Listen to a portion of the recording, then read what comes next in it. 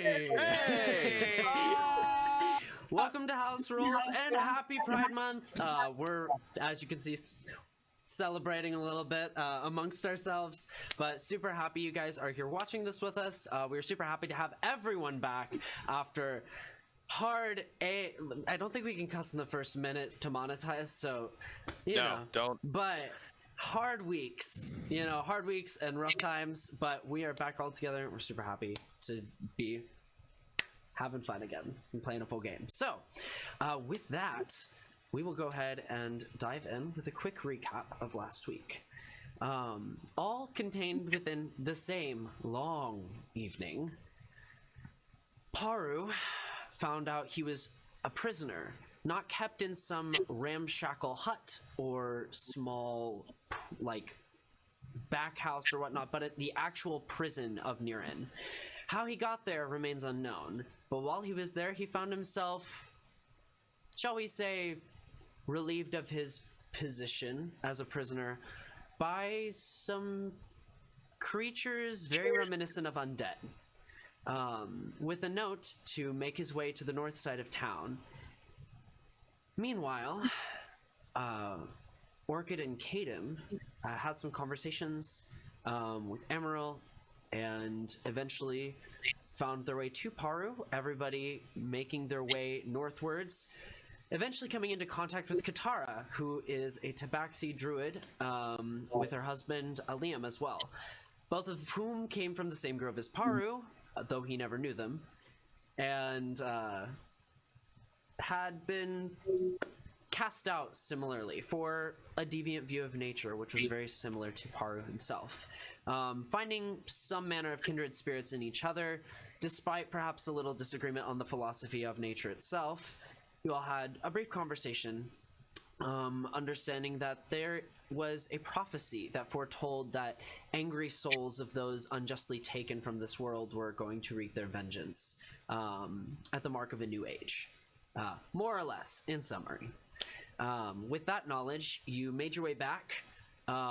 You had enlisted the help of Monica Glass to write a positive story about Paru, hopefully turning the masses and gaining a little bit more favor amongst the nobility as part of the jury of the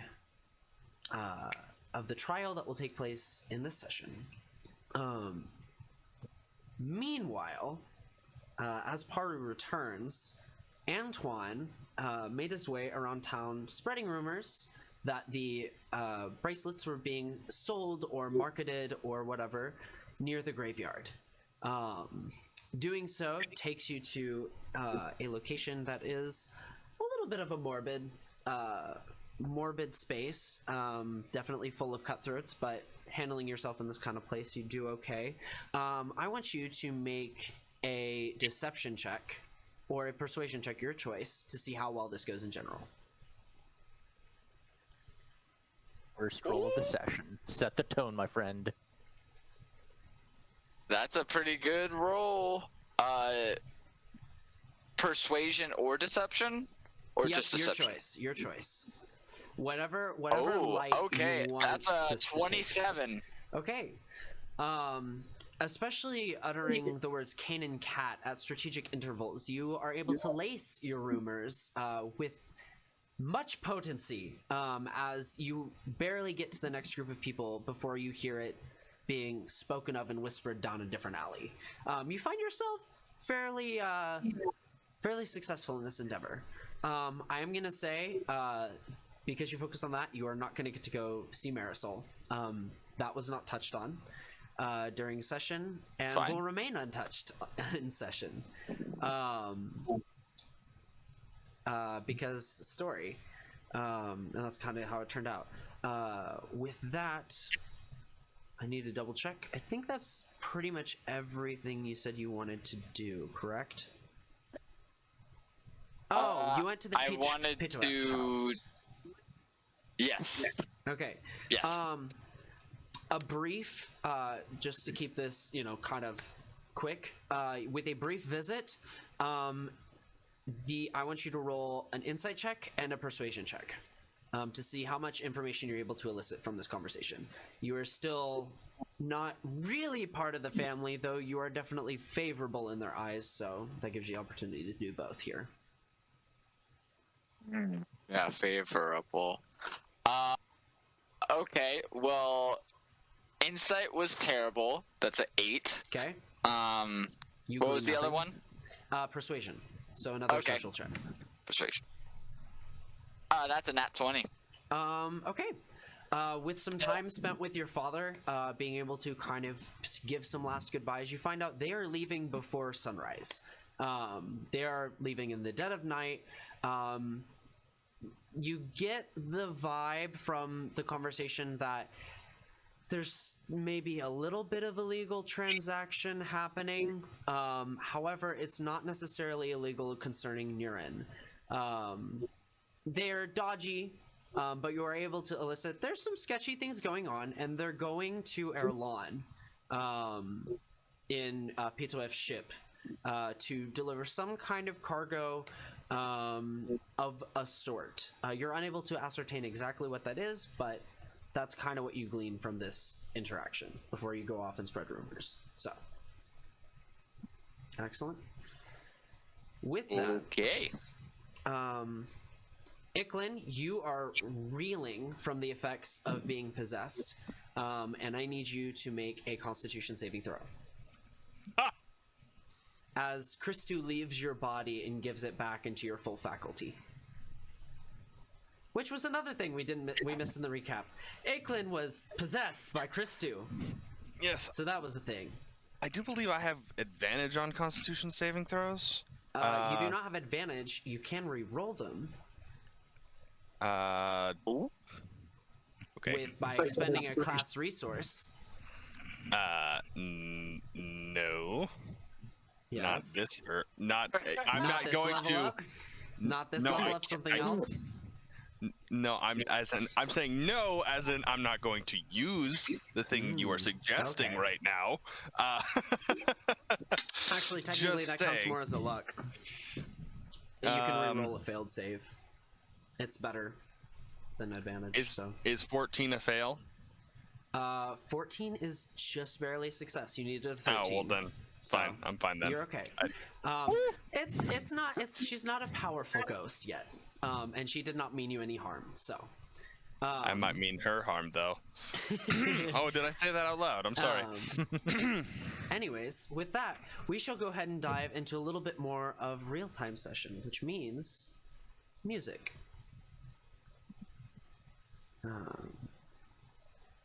And with that, that's a little loud.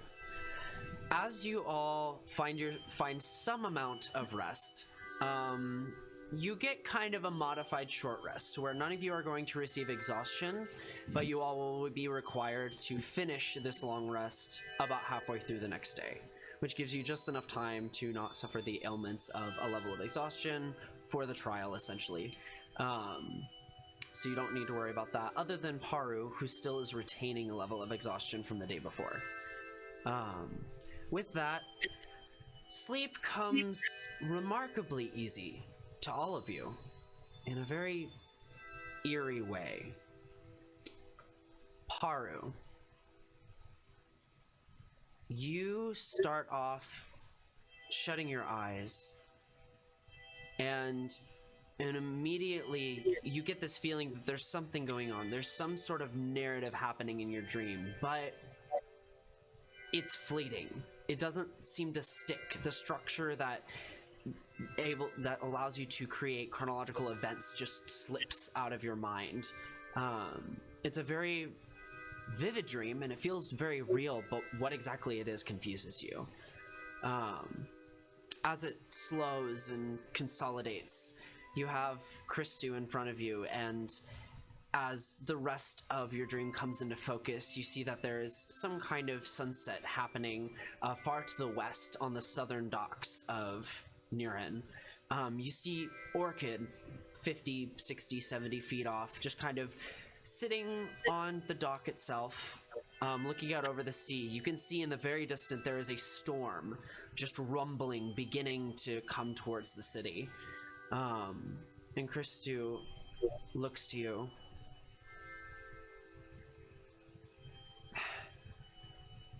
I think she feels bad. She shouldn't. I told her that, but... And no offense, but I don't think your words will mean much to her. And while... I don't know. I think I might scare her, but I don't know. I want to set things straight. No, that is, I appreciate your concern for her welfare, but it's never easy to endure loss, and she may not have known you, but I'm sure she still feels a loss in her own way. It will...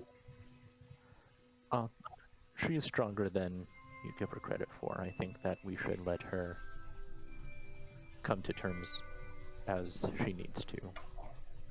Make a persuasion check. Oh, fantastic. With disadvantage, because I'm... well, if this is a dream, is it... It's a dream. We'll let you... Okay. We'll let you roll without disadvantage. Thank goodness. 12. She rolled a natural 19 on her insight. And while she says, I understand you mean well, but I don't know, I don't think conflict is such a bad thing when the goal is peace in the end. Maybe it'll cause her conflict at the beginning, but maybe talking to me can kind of catalyst her recovering in her own way. I know she's strong. I've seen how she defended you. Most conflict in the wild leads to death in some way. I would rather you not take that route. She puts her paw up to your face. You take things too seriously. I'm sure it'll be fine. And she slowly lets go and begins to walk towards Orchid. Do you say anything or react?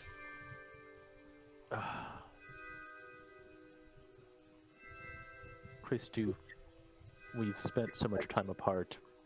Could you please stay with me?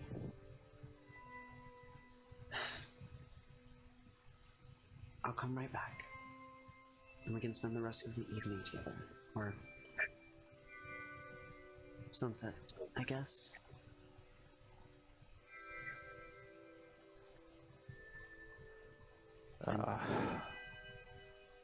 Haru will watch. Okay.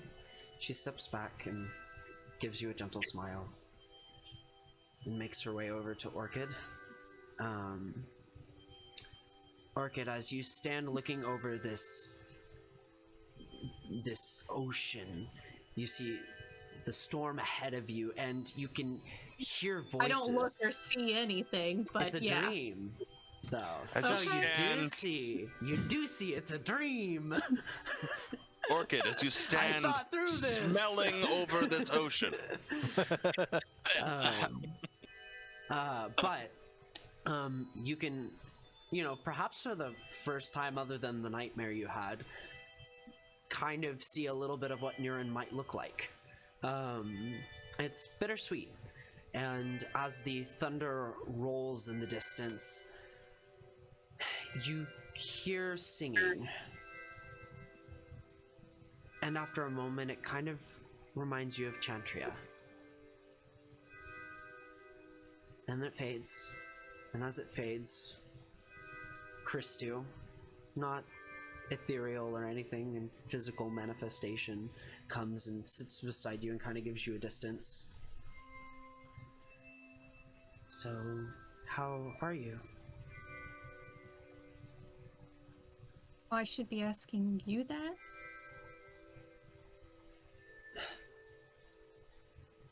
I don't know. It's been hard, but this won't last.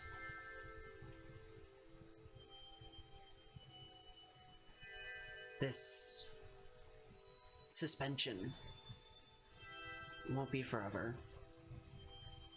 And I know that.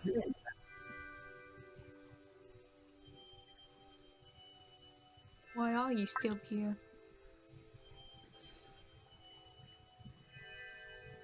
Paru's strong, but I think he still needs me. Or maybe I need him. It's hard to tell the difference.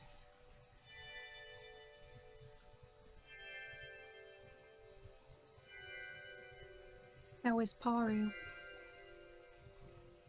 He didn't want me to come over to talk to you. I think he was afraid that might rub salt in the wound, I guess.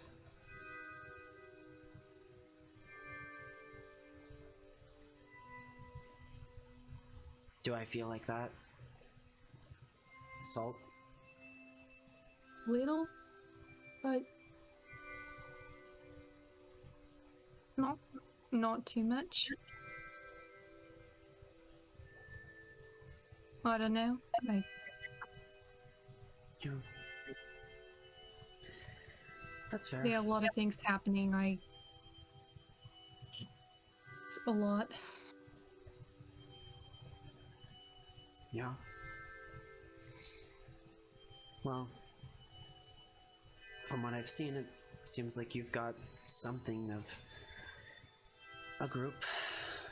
Maybe over time they can prove trustworthy of those thoughts and feelings. Well, I hope this is in a group. With that bad man and Antoine.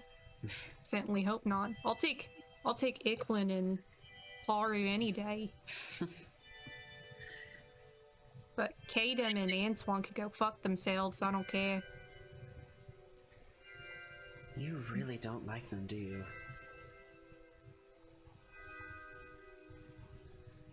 Well, I know Kadem's trouble. And Antoine, he's kind of an asshole. Orchid, let go a little. Have a little fun. It's okay. I can have fun. I just don't want to have fun with Antoine or Kadem. I've had enough trouble. I don't want any more. Iklin's great fun. Yeah.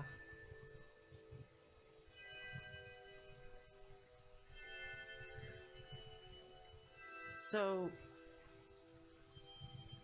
you and Paru have known each other for how long? And then the dream ends.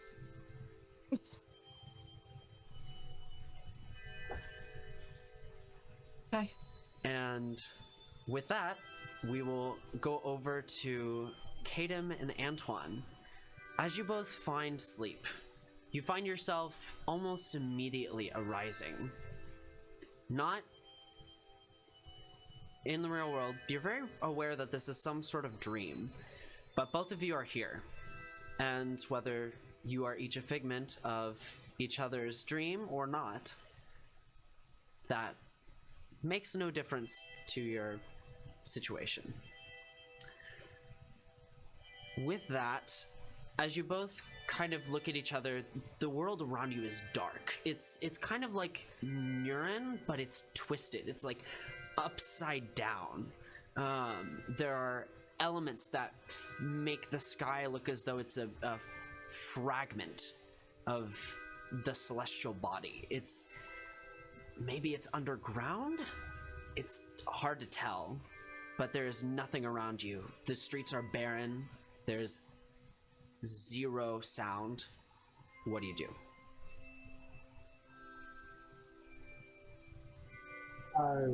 Emmy and Antoine are in this together? Yes. Yep. We are present in the same vicinity, or we're just both in this weird space You're somewhere? both in this weird space. Okay. I am I'm going to go to the docks. Okay. You begin to make your way to the docks. Kadam, what is your response to this?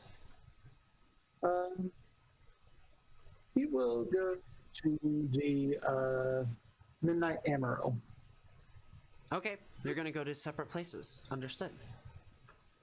Well, I'm assuming we're not together. No, you are within 5 feet of each other. Like, you both just like got up off the ground, like you were sleeping on like the pavement, and are next to each other in the stream. So they can see each other. Yes, sorry. Sorry if I didn't explain that well. Okay, in that case, I'm going to my house, and I am not telling Caleb. Where are we going? Because we are definitely not in the real world.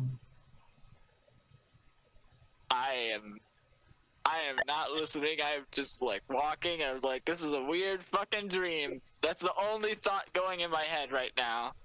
Okay. What do you do? I'm going to my house. Right. Kadam, what are you doing? I'll probably do the same thing. I'll go to the Midnight Amaryl again. I think I'll maintain that. Okay. Find the. All right, you make your way to the Midnight Amaryl. As you both begin to walk away from each other, both of you hear very familiar voices. Kadam, in Caloran's voice, you hear, "Hey, what are you doing?" And Antoine, you hear the same thing in Callan's voice. Both coming from behind you. Who's there? Kadam, help! They're gonna kill her. Who? I don't know, they're gonna kill her. Who's gonna kill who? The voice just begins to fragment, and you hear cries in various tonalities that discord with each other, and it eventually fades to nothingness. And as you're looking around, looking for Caloran, you look at Antoine, and Antoine is but 30 paces away. Antoine, as you walk away, you hear, Antoine. Antoine. You're not real. Gonna light a cigarette and keep walking. I'm sorry. And there's silence after that. As you guys make your way through the dream, no other sounds. And eventually, the dream fades, and you wake up. Iklin, your dream is confusing. Unlike Paru, where there was this era of things are happening and there's story, but I don't understand it, you're hearing fragments of all of these dreams. You're hearing every voice. You're hearing names that you don't know. You've caught everything that has happened in these dreams, though in fragments, in pieces, like parts of a jigsaw puzzle that have yet to be put together. And as your discordant dreams come to a close, you also wake up.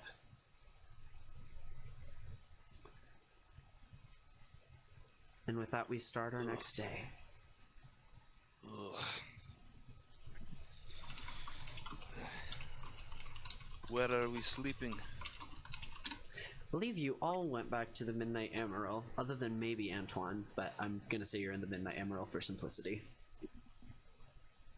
And Paru. I am probably there. I would be there for coffee. Okay. Morning coffee. Yeah. I need to go talk to Orchid. I will do that. Go to Orchid's room. Okay. Excellent. You make your way over, the guards remembering you slightly. Yeah, Orchid, you hear Iklin knocking at your door. What would you like to do? Does he announce himself? Knock, knock, knock, I say as I knock. I will me. open the door. Yeah, Eklund? Orchid. Good to see you this morning.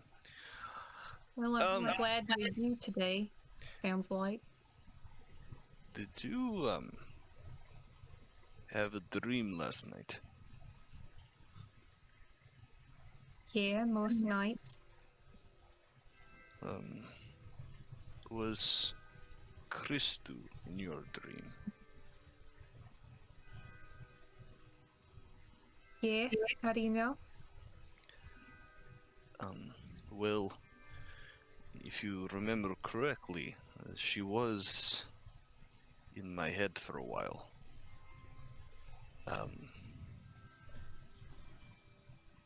And I felt like I heard some of your dream.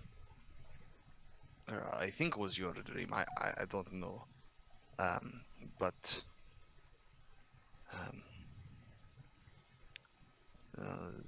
maybe she was apologizing to you or something. Yes.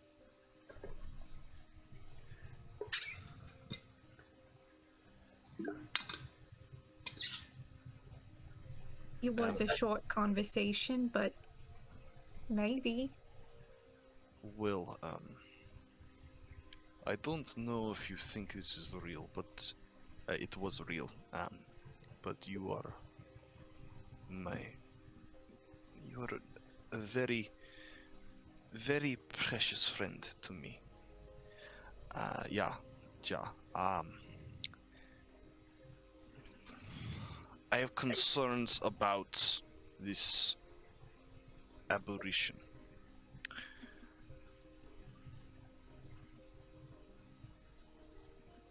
About Christu? Yes. I don't know for sure on things yet, but be wary. Be careful. Something is not right.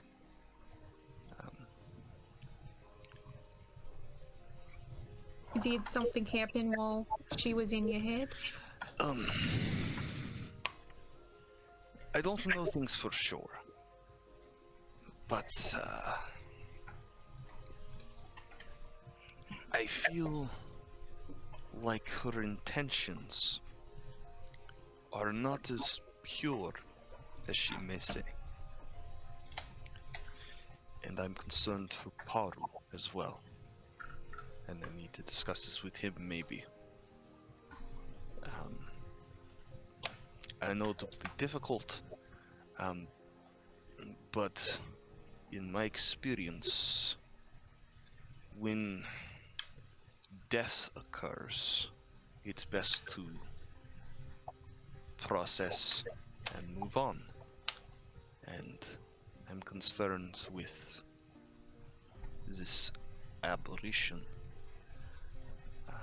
being active in our lives. Paru might not get that chance, and it may have some sort of negative influence on him. I don't know Paru as well as you, and this is not my intent to push this on you, but he may need support in a way that I cannot communicate to him. I will help as best I can, but I think you should be aware of my concern. And also my concern for you. It's not that I won't say you should not trust a ghost, but maybe be wary of this one.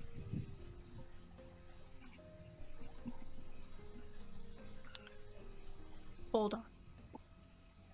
Bilbo, you've gotta Echo of that. The cat attacks. We are talking of cat characters. I must be part of it.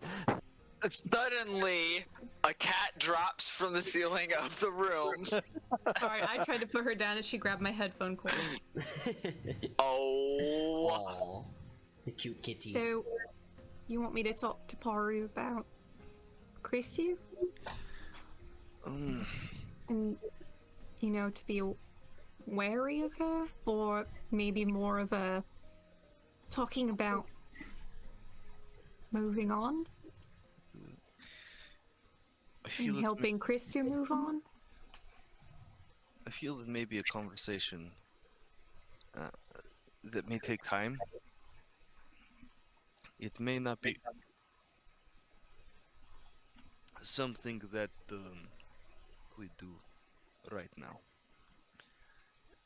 I don't know if it's an emergency at this point. Right. Well, you know, I don't know about spirits staying on this plane or anything like that. That's a good thing. I feel like maybe they might lose some of themselves, become less themselves. I don't know. Something in my gut tells me it's not good for her to stick around. Maybe even just psychologically for Paru.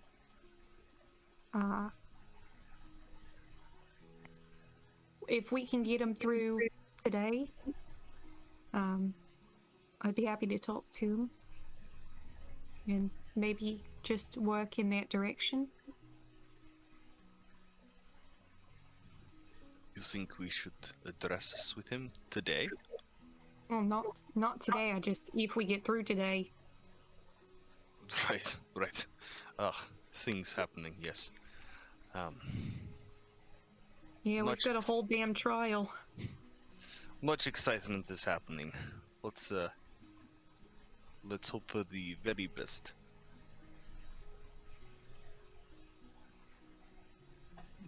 All right.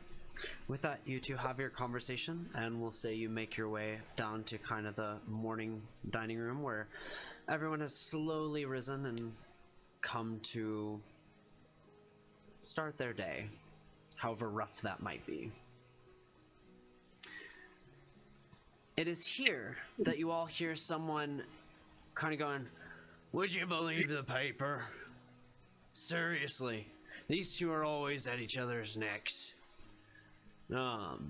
And a copy of this day's Seaside Oracle lies on the table next to you.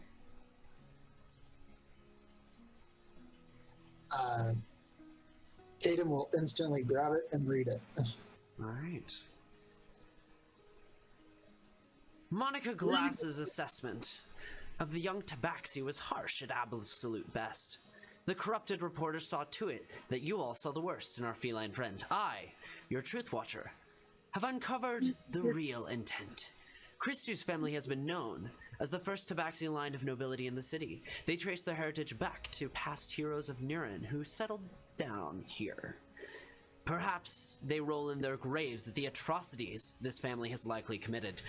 I have here a photograph of the Taxonari family exiting Headstone Alley, a truly evil place in this city if there ever was fun, infamously named for the numerous murders that happen in this city. What's truly odd is them leaving alive. I know little of what precisely this means, but as true Ira people, there is something very obviously amiss. Unlike the speculating falsehoods of Glass, I will report to my loyal Neuranians with more evidence as I am able. A caption at the end of this reads, "Photograph legitimized by Amaryl Family Seer." Adam, who wrote that? Does it say who wrote this? This one does not. It just says the Truth Watcher. They only go by a pseudonym, the Truth Watcher. evidently. Is this the article Monica Glass promised us? It's possible Say, don't. she may have used a pseudonym so that way she could save face herself, and it could just be someone trying to shame her or Say, don't. shame her. It's easy to play off someone else's misdeeds than to go back on your own word. And it still gets the same thing done. I'm curious if this isn't her just using a pseudonym. You think they would, even if she would use a different name, she would attack herself like that? It's good drama. Seems like the only thing a journalist like her is interested in. If you want someone to pick up the paper, it seems in this town, drama's the best way to do it. It's possible that this is her. The drama and her attacking her makes it seem a little less her, but I can't say whether or not it's not her. Oh, this reminds me, bamps out Sirocco. He's gonna be like, go see if our friend has a message for us, and I'll relay the message. Do you have what I need yet? And we'll send Sirocco off. Okay. Soroko goes off. This is, I'm assuming this is Monica.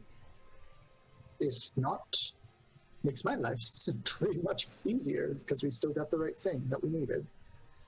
Although it's interesting that this was verified by the Amarillo family seer.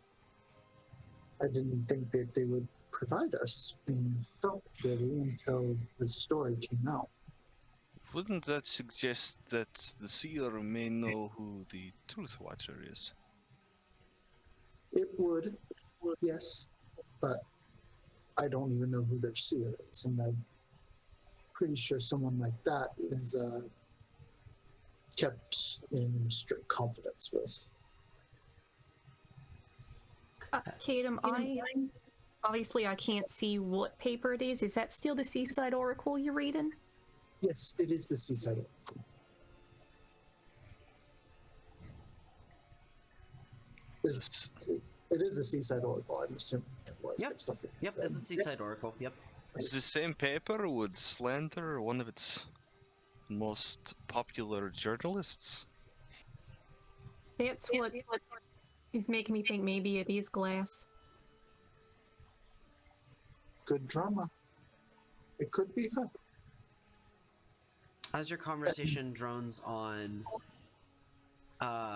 Miss Emerald herself comes into the dining room, and she looks exhausted. For those of you that can see, she has these very dark circles underneath her eyes. She's leaning on the counter. She's been pushed to perhaps an edge she's never felt, though many others in this city probably have. And it is very obvious on her. Well, would anyone like to maybe go work some charm on Miss Glass? I know for a fact I have 0 charm. You're much more charming than I am,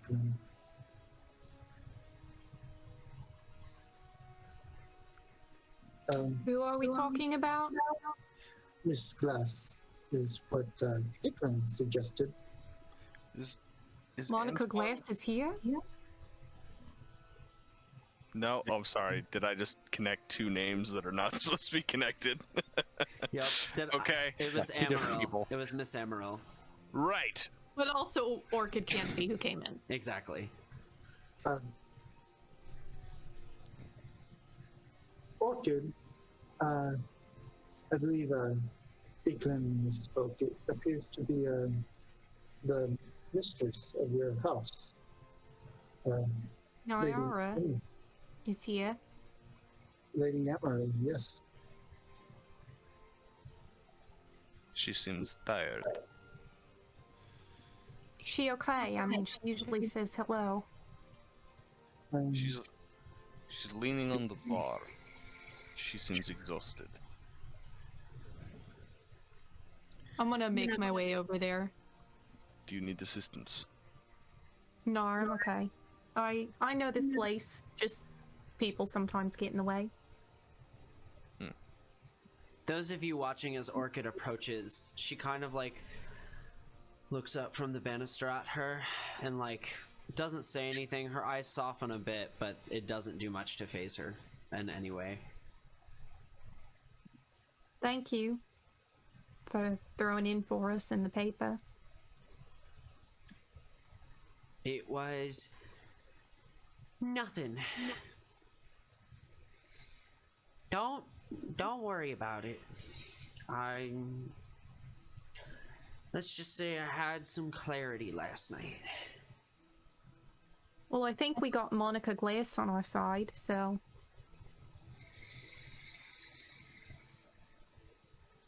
Truth be told, I don't particularly care if it was Monica Glass, just she's the one that the paper always has written up. But Truth Watcher made it this time, I guess. Most of his articles get thrown to the trash. how did you come to be part of the article? I mean, did you meet with the Truth Watcher? No, I was contacted by the Seaside Oracle Press, and they asked if I would supply an oracle to, well, validate a certain piece of evidence, and I thought it was the right thing to do.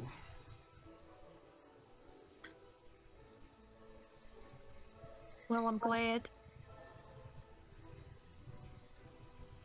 At this point, you've had enough of a conversation with the Orchid where she is distressed. She is definitely feeling distressed in some way. Well, I'm glad you think so. I think so too. Hopefully it'll help clear your friend's name at the trial today. Speaking of which, probably about time I get ready. Okay. I'm sorry for anything I did. No, no. Hon, you're fine, you're fine. Nothing to do with you.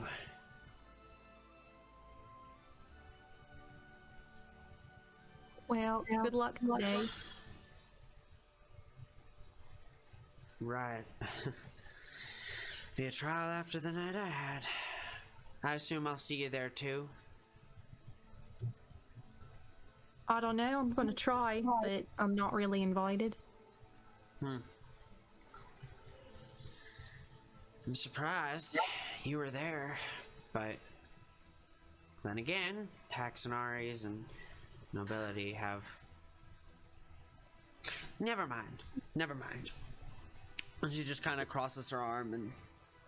I guess I can't really be an eyewitness. Oh. That was a joke, huh? Yeah, I was trying to lighten the mood a little bit. Huh. You're getting funnier, Orchid. You're getting funnier. Good, I've been practicing. Well, I'll see you later. I assume at the very least you'll go and watch to support your friend. I'll try to be there. Sounds good to me. And she kind of shuffles off, and we lost Luke. Hopefully we shall see him soon. However, I'm so sorry for those of you watching. That is a very split screen you're seeing. You're seeing like half of Nick's face and like Mike's face is folded in on itself, so you can't Here, actually see it. is it on this side, or do I have to shift to the other? My face That's is better. Side, folded right? on itself. That's better. Oh, there we go. There we go. There we What go. if I hold my hands up? You What can does that see do? both. You can see both hands. Incredible. I'll have to show I have, you guys guys, after. I have 2 hands. Oh wow. Crazy. With And that, now I have 1 hand. yes, you do. However, as the morning stretches on, there is a person who comes in. He's a very sleek and well-tailored, well-outfitted butler of a sort, dressed in all blacks, who kind of comes in and hands a note and just kind of sets it in the center of the table. Doesn't say anything. To whom? Us? Am I at the same table as everybody else? I Or assume am I at a separate so. table? I assume Okay. so. Yep, that's fine. I'm just here listening and drinking my coffee. Okay. Kind of sets it down, gets up, and begins to walk away, making no interaction, or at least seeking none. Swig? Grab note. We have a message. It reads.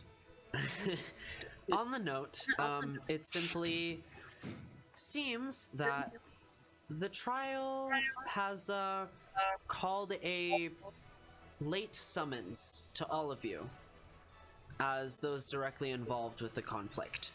The note does let you know that your failure to attend will be seen as a minor infraction regarding the laws of Niran. It also states that during the trial you may also there may be evidence brought to light that incriminates you, and at this short notice suggests that you all find legal help. I immediately grab the letter as he's reading it, and I want to look at the handwriting. Do I know any of whose handwriting it could be, So or what? Any seals or anything that denote who sent this? there is a raven on it. However, the handwriting Okay. is very different. Will. About 5 This minutes is not later, good. about 5 minutes later, this note seemed formal. It was well written, but it was not. It had a seal, but it wasn't stamped with any sort of legal mark. About 30 minutes later, you all may continue that 30 minutes. You get a note saying the same thing in a very legal, contractual way. Contractual, I should say, not contractual. Different. Does anyone have a lawyer? I do not. I need to, I'll be right back. Iklin promptly leaves. That is unusual.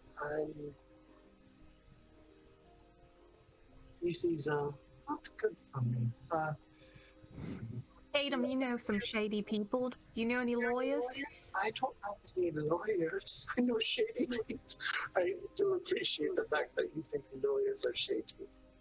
But no, I don't know any. If I knew any, then we are on the country for me to know.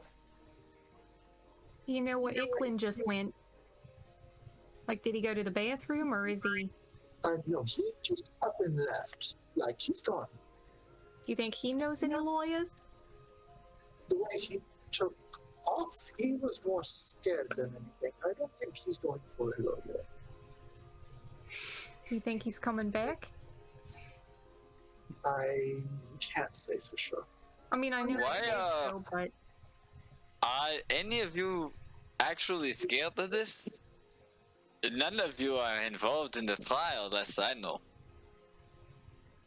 did you not hear the note? It says that we could possibly be accused of something, and we all know what really happened.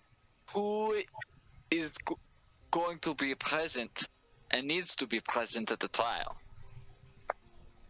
There's only one person at this table. I will say Antoine's name is left out of the note since he was not involved in the combat. So So like it has names written out of it has who... names. It has Paribosco is kind of noted as the accused, but Okay. Orchid name pending, Kadam name pending, Iklin name pending. If that is the case, then I recant everything I just said. And just to clarify, you do have two notes. You have one that is formally written but not formally sealed, and one that is written more like a contract. So one came before the other. Is this normally how things are done here, Antoine? No. Well, you would No. know. Would you all like to tell me what exactly transpired last night that you lovelies all engaged in that would make you afraid? I don't think we took a part in anything illegal directly, anyway. I'm personally afraid of going to jail because I killed Christu. Those of you with eyes that work, immediately around you, Eyes like everybody work. within about like a 5 table span just goes at her. It is a joke. It is a joke, everybody. Make a deception check. Okay. That Not was good. almost really bad, but it's really good. That's a 23. Okay. Great. Actually, hold on. I should be rolling for this. What am I doing? It literally teetered on 2 and 18 for a bit, and I was like, oh no.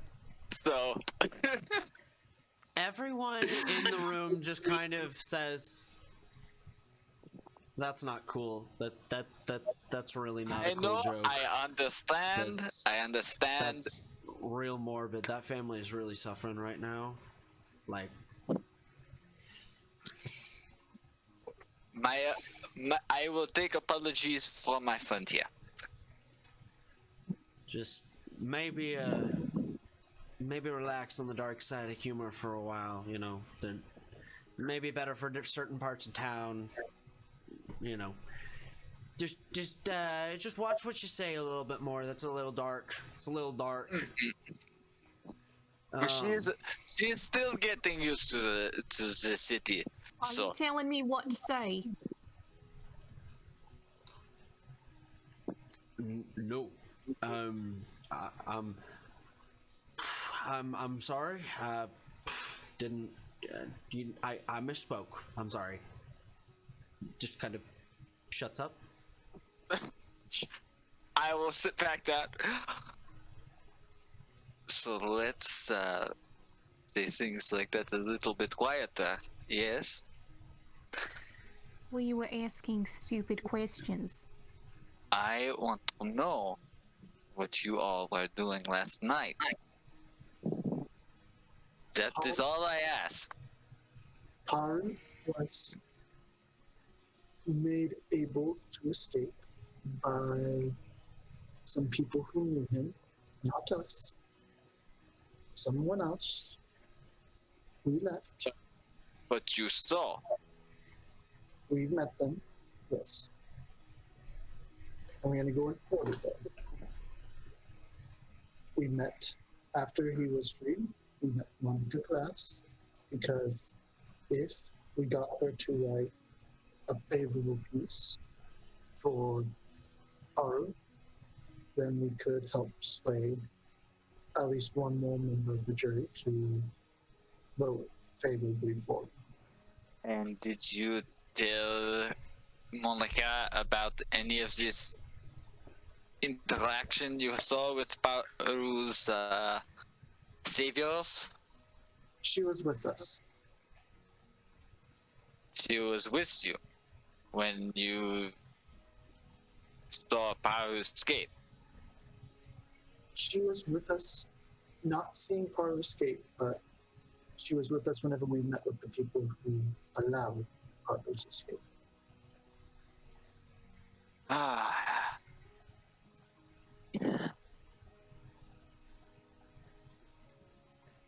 Okay.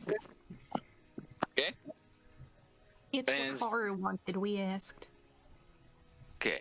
And did anyone see you? Did you see anyone else? No, it would have been No. out of place where we were.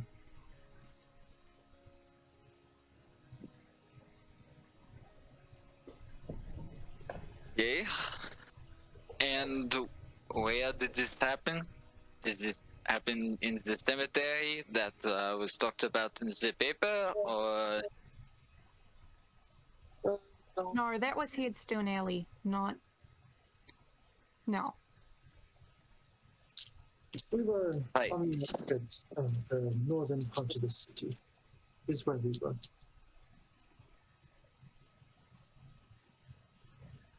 well? At about this time, you hear Sirocco come back. Carrying a note. Short notice, my feather. You hear back. He laughs a little bit and he takes the note, reads it to himself. The note reads, I have provided the best help I can on such short notice. Perhaps with a little bit more in advance, we can give you further advantages. Good luck. And just be glad it's not you who's the focal point.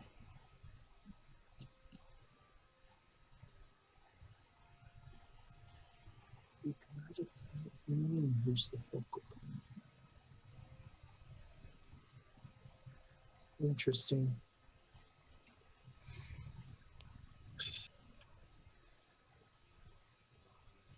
Okay. My benefactors seem to have arranged something. They have not been kind enough to tell me what it is, but they have been kind enough to at least arrange some way of at least benefiting Paru. Mm-hmm. And what would that be? I have no Do idea. you? So you do not know if they did anything. You are just speculating. It's what they told me, and they don't regularly make a habit of lying to me. Ah, little bit. You are too smart in this industry to understand that people get by lying to you. Ah, okay. Well, Benefit them. it seems like you may not have issue with what transpired last night, which means that the only issue potentially could be anything from New Year's Day, which not much was seen, no? The whole crowd saw us fight her. There was lots of smoke last I saw. True, there was. There are a lot of people who will claim to have seen things. It will probably be hard for them to have a solid chain of what happened without us. Many people will probably be saying different things. Let's just find some people that will say different things. And Antoine's gonna stand up and motion for people to follow him if they would like. We will follow you, but what time do we? How long do we have until we have to be at the courthouse? What time is it currently as I look at my pocket As you watch? look at your pocket watch and you look at the stamps on the page, you realize you have about 20 minutes based off of the conversations that have happened this You morning. said it was moved back, though, right? I thought it was moved back in time. Or was it moved forward in time? I think it was moved forward. The late notice came, no change to the actual trial changed though. Unless somebody wants to correct me here. I'm pretty sure the trial stayed the same. It was just the notice that you all need to be there so that you might be prosecuted. That I was thought I different. heard something about a pushback, but I might. Today I don't or remember. previous? Yeah, today, but I don't I believe remember. I believe how he worded it sounded like that, but I don't think there was an actual pushback. Okay. Yeah. Okay. Yeah, that Okay. was not what Okay. I meant if I said that. Yeah. So, thank you for asking clarity. Well, I'm not leaving until Iklin comes back. Speaking of which, Was that this fine? Iklin, what are you up to? Iklin is sprinting to the kobold post. I figured as much. Yep. All right. As you sprint, I'm not going to make you make checks because you're a pretty hardy individual. You have a good endurance. You also have the athlete run all your way to the docks, which is not that far from the Midnight Emerald, admittedly. As you reach there, you can hear the body percussion and the various slaps, stomps, flicks, kicks, and snaps as they all are kind of humming tunes. Very much not in any key you're familiar with. But their rhythm is immaculate. As you approach the ship, hey, it's Iklin. Hello, friends. I need to see the postmaster now. What you got doing with him? It's very important. Make a persuasion check with advantage.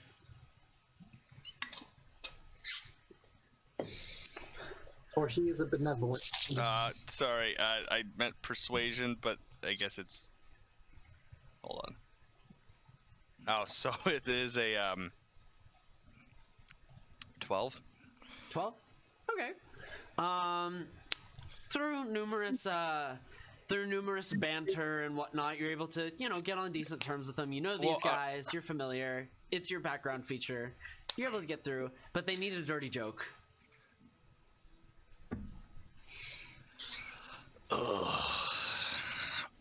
I look around. In Draconic, I speak to this probably kobold, right? Yeah. Come on, you always lay 'em on good. What's the difference between a hatchling and a prostitute? I don't know, tell me. You sick fuck.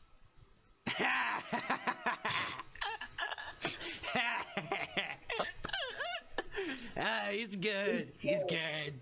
All right. Yeah, go see him. And just kind of goes back to humming and thumping his way across the deck. All right, let's go find the postmaster. All right. As you make your way, you make your way over to the Goliath post office, or postmaster of this ship, which is interesting because most of the time it's a kobold because they tend to be a little bit more intelligent than Goliaths. But the blend of a Goliath and kobold, through some odd biological means at some point in history, stands before you and looks at you. Place my hand on his shoulder, and I'll show wrist, and a symbol will appear on my wrist. And I say, private conversation now. Without saying a word, he looks over to a couple of the blinds and kind of pulls a curtain aside and pulls a dangling tassel down. You hear a as this ethereal energy washes over the space, and a slight silver glow, if you will, in like ethereal strings just creates some sort of force field around all of you, presumably making this a private conversation. It appears there may be an issue of a government nature. of me being involved with the current trial happening. I request. I don't know influence of this particular government, but I'd like to request aid and potential diplomatic immunity. What can you do?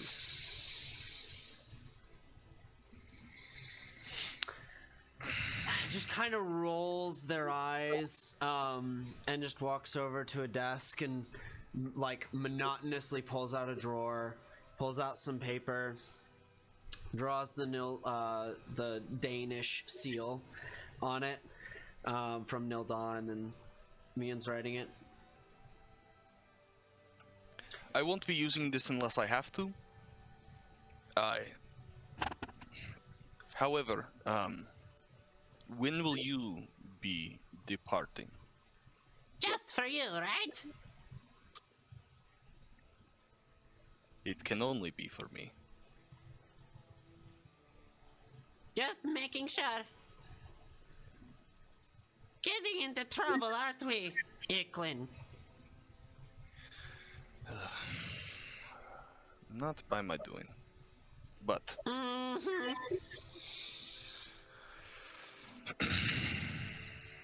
however, when might you be departing if a expedient retreat is necessary?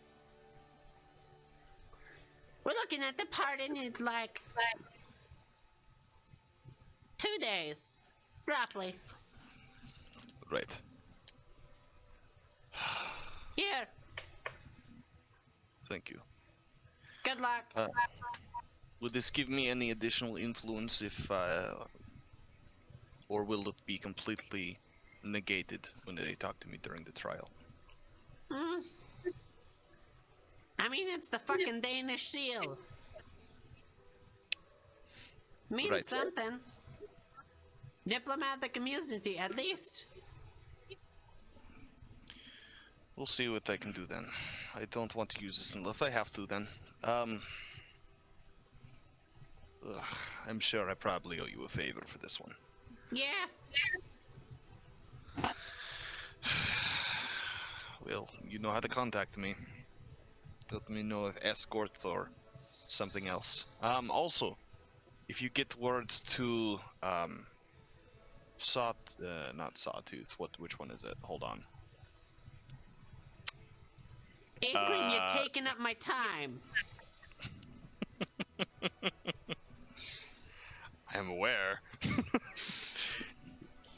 If you I get got word, things to do. I'm a busy woman. if you get word to Snarltooth about this, let him know I might have a lead on some mutagens that he might be interested in. Mute. Can you speak? Mutagens is what you mean. Special deliveries for you to bring back to the homeland. Mutagens. Got it. Right. Anyway, thank you very much. I'll be on my way. Not gonna call me by my name? It's fine. Vyra, in case you forgot it. Thank you, Vyra. Mm-hmm. Go back. Go. Get out.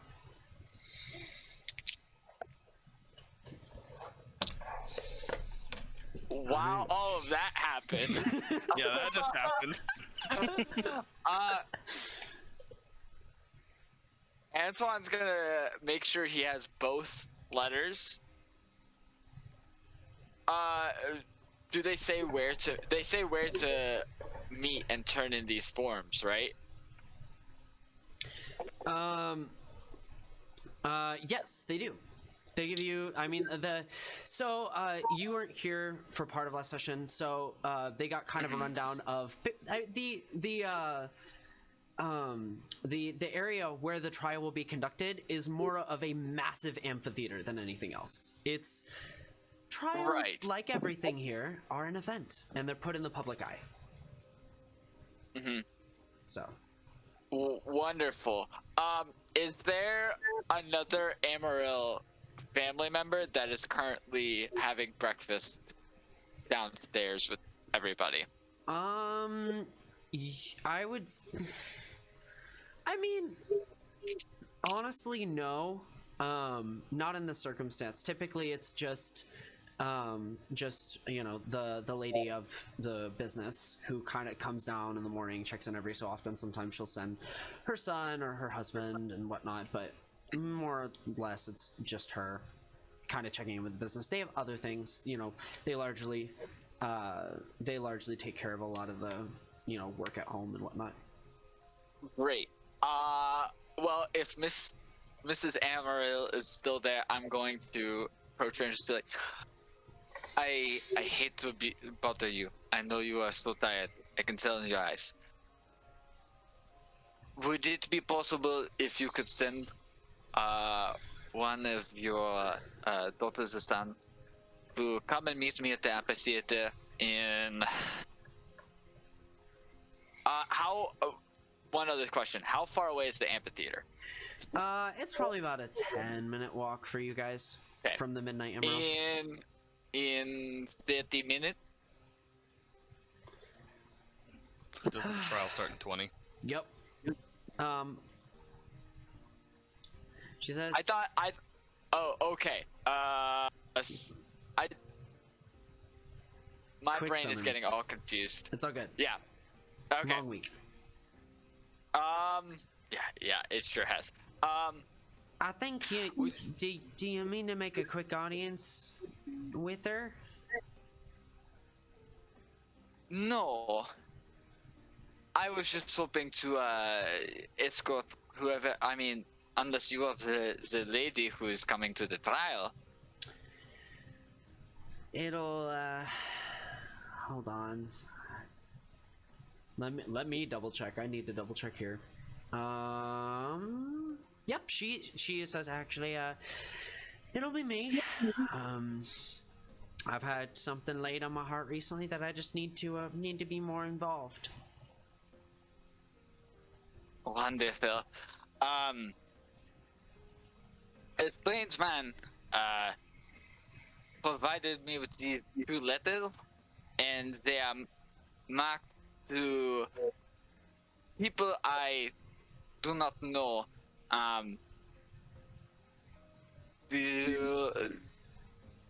You can, I guess, vouch for me on this, correct?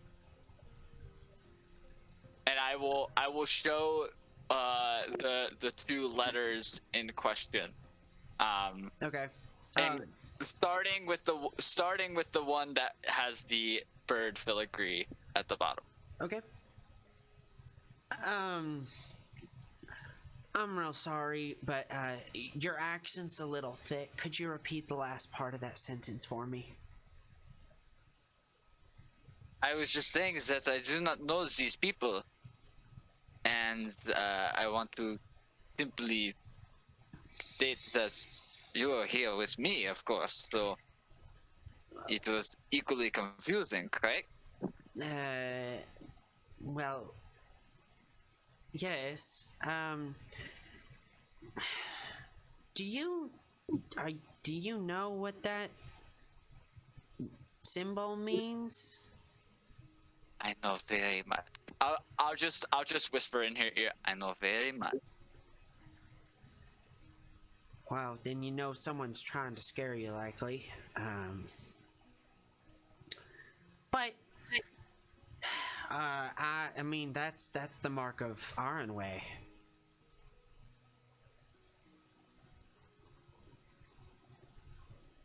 Nasty murder.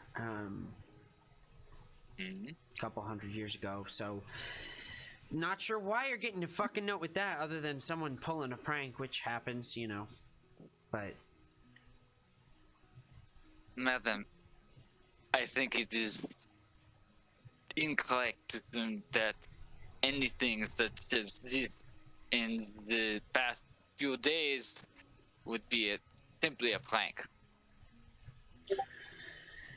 well, it's a good thing she's an urban myth, for our sakes. But you were asking about these people on here? Oh. That's I new. do not know who these individuals are, so I do not know why this was brought to me. Well, I saw the note come in. You were just sitting with them, so...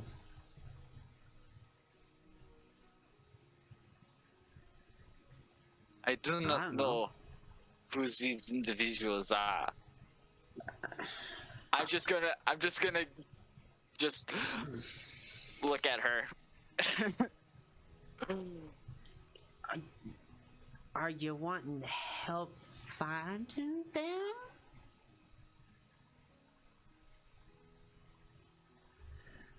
Let me be a little more plain, now that we have some space. I do not wish these individuals to come to harm, which is what most likely will happen No. if they were the ones who received this, no? Yes. From my end, if this is a threat, you don't need to worry. I'm not voting against them. I'm friends with Orchid on here. So she Right. kind of like looks around immediately, like for any nearby, presumably guards and whatnot. Madam, it is okay. I am on your side. Make a persuasion I check. see. Natural 20 Ah. again.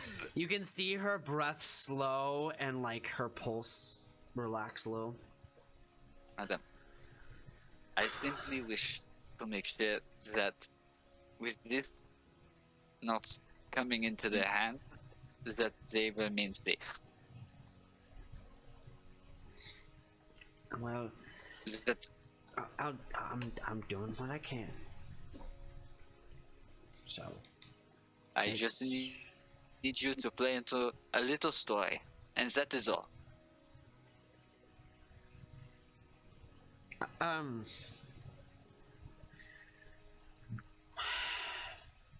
You can see her like very visibly confronting parts of herself as you say this. I need you to make a persuasion check again here. Okay. You're persuading her to a course of action that That's she is cocked. conflicted about.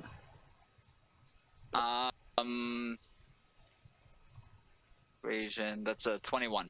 Okay. What is the story you need spread? Simply that newspapers was delivered to me, and that the individuals listed I do not know, but they seem to be threatening and seem to have dealings with disrupting the trial that is going to occur in a few minutes. You need it spread that No. What was there? I am going to be at the trial. That is Oh. why I will accompany you. so you're gonna be my escort. In a way, yes. Alright, so are you looking to get some clout being seen next to me? Is that I am going to simply. I imagine I still have the paper. Yeah. Or Yeah. that my dad had, and I will read the section where it talks about me taking the place of the Pito family. right? Okay. So we're gonna be seen together. You're gonna get some clout. You're gonna vote with these people. We're gonna vote for the same side. I'm still unclear on what exactly you're asking of me. I am simply trying to make sure that these papers, these letters, do not implicate any of the people on it. Oh. She takes a look at it. It's like, should be good. Doesn't Like seem I to have a said, problem. I will take them back. Like I said, I do not know why these papers were delivered to me, but here I have them. All right. Well, I don't think it'll come up, but you know, if something weird happens, I'll try to steer it away from you, I guess. That will not be necessary, madam. Just as long as you agree with the turn of events, that's good. When I got these papers. Understood. You're just a witness. I got you. I understand. I understand now. I understand. Sorry, I'm so sorry about confusion and No. everything. Madam, you look that. Do you need a coffee before we go? I need to Or, makeup. I take out my makeup bag and. Would you like do you need any blush or eyeliner?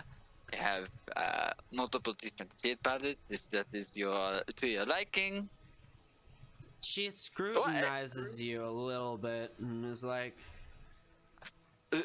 at this rate, I'm not going to make it back to my adorning servant, if you will. Might as well match it to what I'm wearing. Go for it.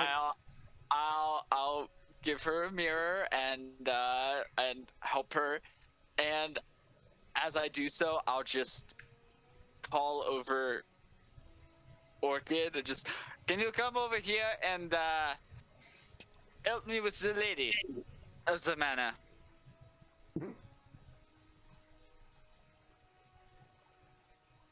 Orchid will go over.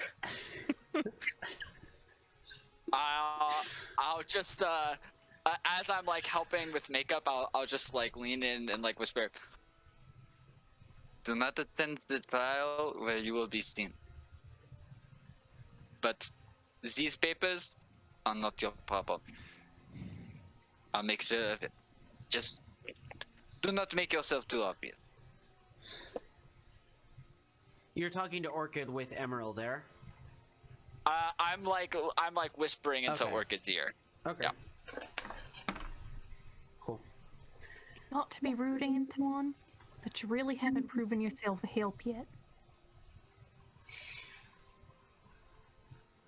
Do you have a better idea? Yeah. Go. We'll wait for Iklin, and then go. He's probably got a better idea than you. Iklin At least I can bursts in trust the him. door. If you would like to leave town, if that is your thing, then more power to you. You will probably make it much farther. You didn't get me out of trouble with Captain Undercut, like you said you would. How am I supposed to trust you with these papers? The real question is, how does Orchid know she has an undercut? Because everybody says so! I had to describe her to them based on things I'd heard. I did not say That's that I true. would get you immediately out of trouble. Only that I could help. Patience is a virtue, madame.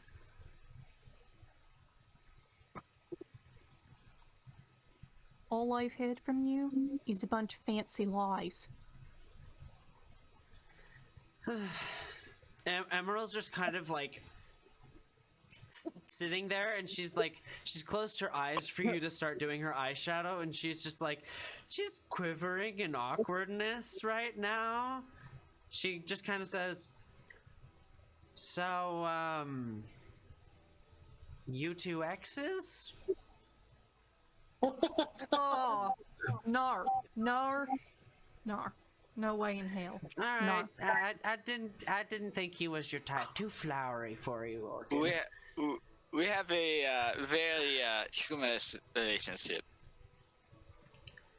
No, we don't. We have no relationship. Sometimes you come harass me down at the docks and I try to avoid you like the plague. That is a relationship, though, no? No. No, usually a relationship is mutual. I try to run away when you're in the vicinity. Detecting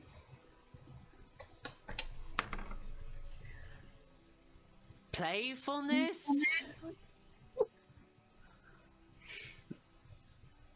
Then you're detecting wrong, Nyara.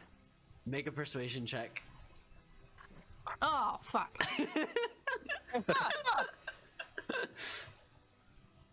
Natural 20.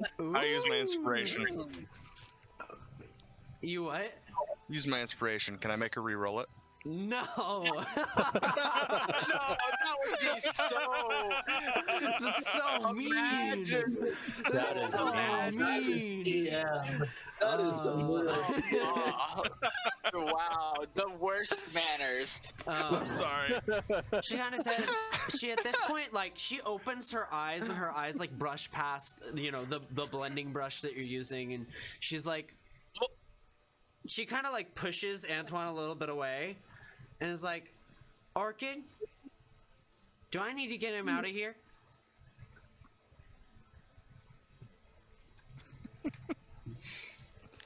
He's helping you right now, so that's okay, but maybe in the future. Make a persuasion check. Bilbo! Can you not put your butt in the camera Oh, for man. one? Only cats. I fucking hate not having a charisma character. 10. 10. Just the eyes. Got it? That is not a problem, mademoiselle. You can even look in the mirror to make sure that it is to your liking. You need to learn your place. I've heard that one quite a bit. I'm just saying we have a standard here. I recommend you follow it for future reference. I understand entirely, mademoiselle. Good. I continue to do her makeup. I She's- don't, like, stone face, like, no flinch. All right, as you finish her makeup, do you want to describe what you've done to her face? I mean, just like a simple, Okay. simple kind of, like blush and then eyeliner and, you know, whatever works with her outfit that she's currently wearing the best. Yeah, she's wearing Essentially. a semi-formal gown that it's kind of a deep forest green, and like when you look at it, it's got a lot of structured elements. It kind of almost like vaguely resembles if you mixed like a ball gown with a trench coat. But it's got that upper structured portion and kind of a slightly more A-line, slightly open, angled like at, you know, like 2 feet off the ground is open as like in a triangle shape. But yeah. Gotcha. Cool.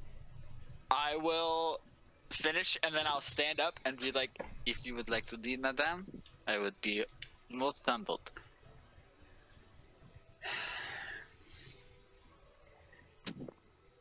She kind of thinks to herself, Orchid, is this going to be helpful for all of you?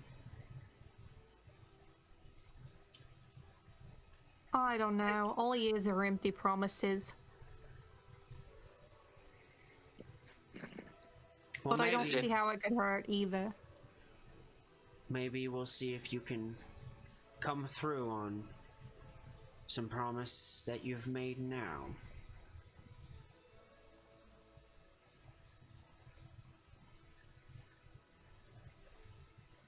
Understood. Without a stutter, madame. With that, she holds her arm open for you to take. I will take it and I'll let her lead because I'm assuming that that is who will lead in this power 100%. dynamic. Yep. 100%. She leads you out and you make your way, and as she does, you hear her muttering a few words and making a few gestures with her hand, and she appears to cast the prestidigitation spell on herself in a few spots where her gown had gotten less than ideal for the occasion, if you will. Icklin, you make your way back as they're kind of arm in arm. What do you say? I burst in the door and, stand there steaming, sweat rolling off me. and then it suddenly is no longer rolling off me. I will, as I pass by, just give him a handkerchief. I take the handkerchief. Oh, and I look at the handkerchief, and then realize my face covering is falling off. And I'm like, oh, ooh. Right. Thank you. And I'll go inside. And I'll also whisper as I pass by. Make sure if you go to the file, you do not make a big commotion with everybody. Sorry, what did you say? If you end up going to the trial, be discreet for this reason. And I'll just like wave the letters that we got and then put them back in my coat pocket. I'll just nod. Well, yeah, I'll go inside. Oh, Alright. sorry to run off like that, friends. But Iklin, where did you go? I had to talk to my part-time employer. Yes. In case if I'm going to jail, I need to let them know I won't be attending work for a while. So. Anyway, Insight check. who's ready to get arrested? Insight check. Yeah, incite me. Go for it. Good girl. Good girl. That is a 10. 18. Hard to read. His cheery demeanor throws you off. I'm so lucky when it comes to you. All right. With that, I assume we begin to make our way over to the trial with, as you know, D&D, 20 minutes apparently equals 45. I want to make sure that I disguise to make sure I am not who I look like, because I'm assuming I'm a very Okay. similar to- As you guys make your way there, you do have the document which demands your attendance. You see a kind of a more structured entrance that is more to check you for weaponry, valuables, those sort of things, as you make your way into, kind of the front rows to be called upon as either witnesses or part of the crime at hand in some kind of way. Do you guys go to the main entrance where people just kind of file down into the amphitheater area, or do you go off to that side entrance? We should head towards the main entrance, and one we will see you later. Yes.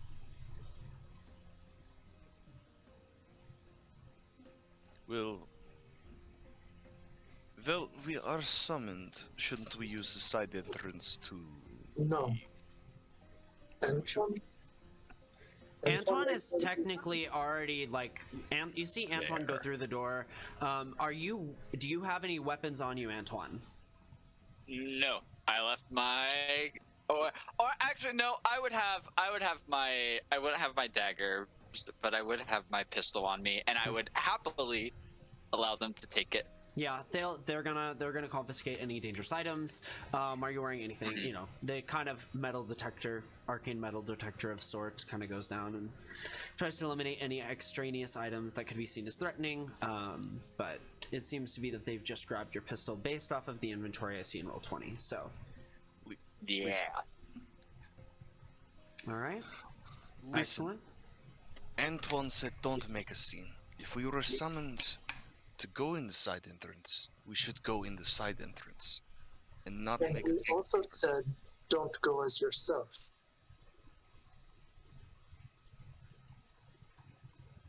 If you are not showing up to the meeting, you have no reason to go into the side entrance. We go to the main. Come on. Okay. All right. You all make your way into the main entrance. I presume Orchid just kind of goes with Iklin and Kadam. Yeah. Antoine and Amaryl make your way through the side entrance. Soon after, the trial is started rather abruptly. You see a couple of individuals kind of file in from seemingly kind of like a back room sort of area. Among them, you see a couple of different men and women of Nuren. Some of them recognizable, some of them not, as stated last session, but just for a quick recap, you see Alex Ira, who is an Illithrin. He's the oldest son of the royal Ira family here. He has kind of a confident but quiet demeanor about him. Nyara Emeril, of course, who you all know, enters directly with Antoine. With this display of kind of professional alliance, there are gasps in the crowd as people are immediately like trying to assume what this means, especially as you know there's words about, oh, he's the representative for the P2F family, like, oh, I remember seeing him in school and things like that. It's like I didn't know he was P2F, and a number of random things shouted out from the crowd that you catch, mere drifts of. You see Viren Estrathello. What? Oh, did somebody? I was, yeah. I was just saying, Gotcha. Lovely.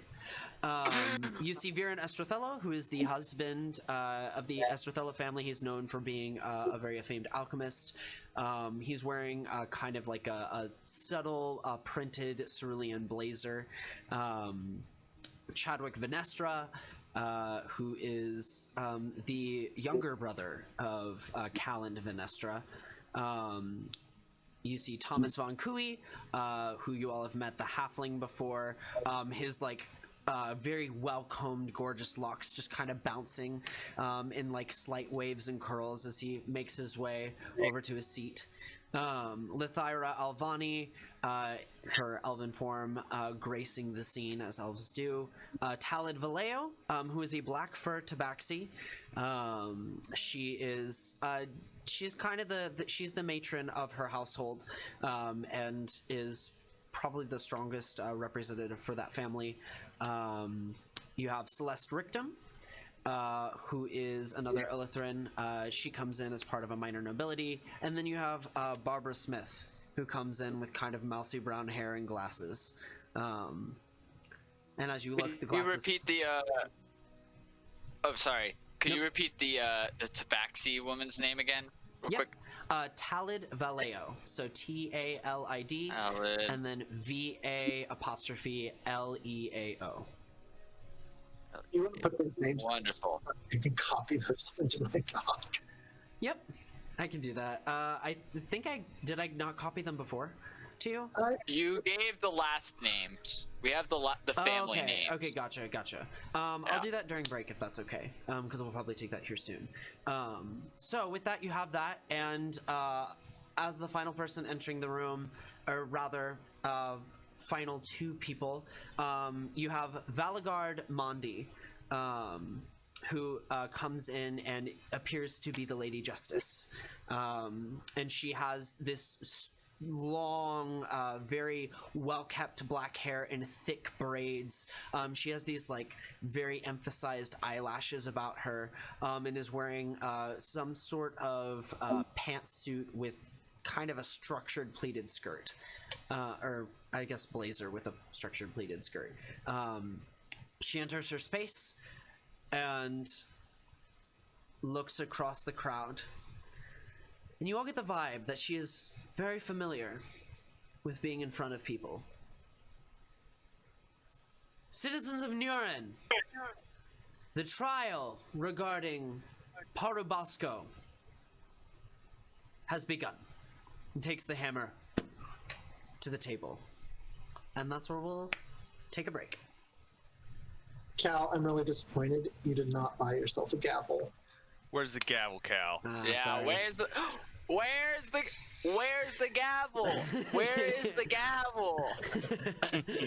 With that, we'll see you guys here in a few moments. Also, little brief announcement: we're releasing another song this week. Last week was Marisol's theme. We're releasing Christu's theme, which you actually heard at the beginning of this session. So, thank you guys. Listen to us, and see you after break.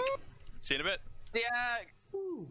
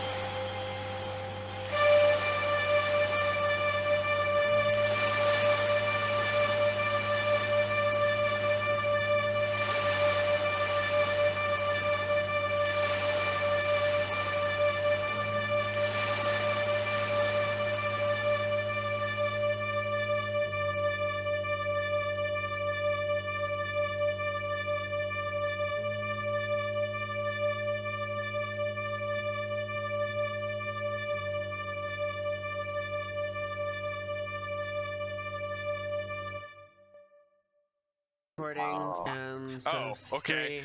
3, 2, 1. Hello! Greetings! Welcome back. We're gonna cut it. It's fine. But not that part. Not that part. No, they'll know that we cut out, whatever was said before they The listen to it. world But will never know. no, they Dale won't. essentially just needs to have his recording start at different times and not tell us when he's starting, so then he can always throw them in the blooper reels. Yeah, I can always Go ahead, Nick. If you guys wanted, I could have just bought you a trowel so that you could help yourself dig, but I feel like the shovel would be much more useful. no, they deserve a trowel at this point. All right. Well, welcome back. Thank you guys for waiting on us for 2 minutes or so, but we'll dive back in. So with the trial starting, the various figures, various individuals of import, take their places. The Taxonari family takes place on the prosecutor's stand. As they do so, led from a separate back room is Paru, pulled out in honestly kind of a hodgepodge chain and rope deal. Presumably maybe more for theatrics than function. As he's dragged out, there is a tug that kind of like makes him stumble a little bit. And he is forced into a chair facing the Taxonari family. You can see their features, very similar to Christu's. Stronger jawlines, a little more pronounced snouts, really long canines even among tabaxi. Honestly, kind of Sabretooth-esque in the way that their features align.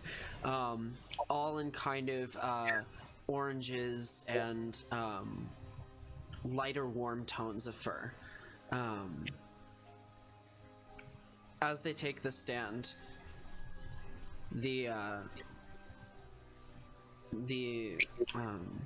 Christu's father just looks tired. You can see that there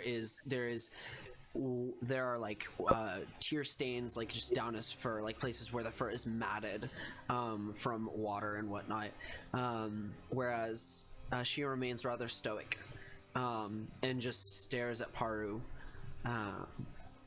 with a death stare.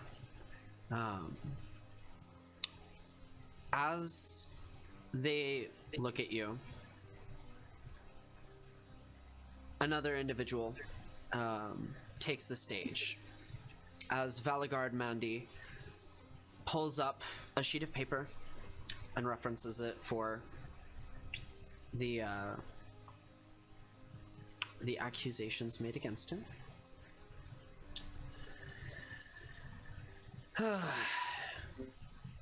This is a simple case. Despite the paper's latest rendition, we have more than adequate proof that this tabaxi is guilty. You, Paru, are being accused of murder of Christu, of using enchantment magic within the city boundaries, as it is well known to be outlawed here.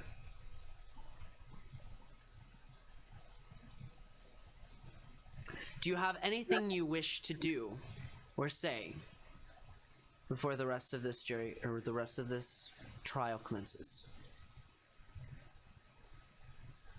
If I had used enchantment magic, it clearly didn't work. So this entire trial is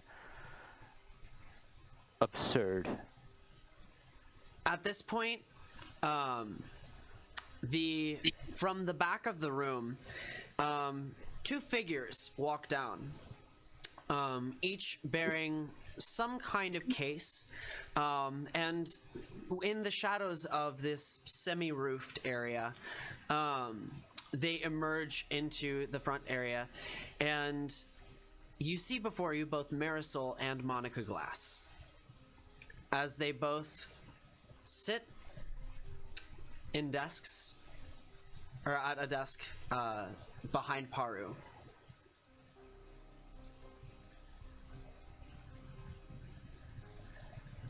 Paru, who are these people? Marisol stands up. We are his consultants. His defense, if you will. I want to insight check Marisol. Ooh, As okay. it says this. Okay. That's not too great though. That is a 13. 13. Okay. She's difficult to read.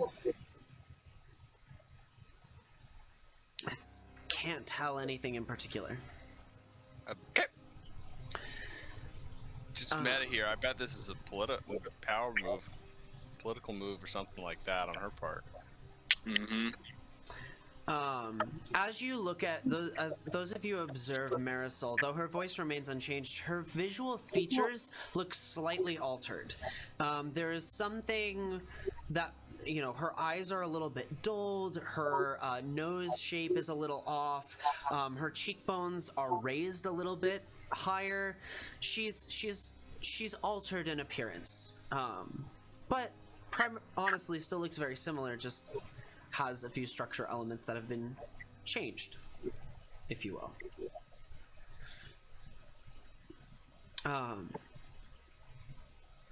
They look to you, Paru. Is this true?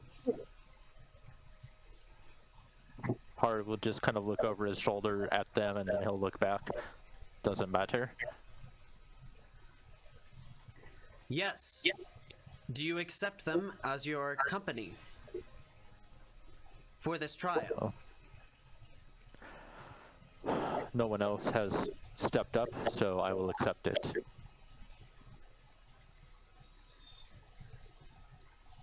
Monica says, "You won't regret it, hon." And Monica immediately comes up and says, "We would like to request a private audience with our client." There is a number of whispers and jeers from the crowd, ranging from very undertoned sayings to things people are shouting. There are cheers and jeers all across the board. There's a very mixed reaction to this, and the Lady Justice holds up her hand, and everything slowly calms down.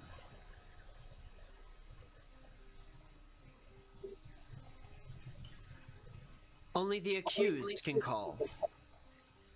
And Monica kind of looks to you, Paru. Paru will look at her, at Monica. Why do you need to speak to me in private? They look to each other and both say in unison, "We didn't have much time to prepare."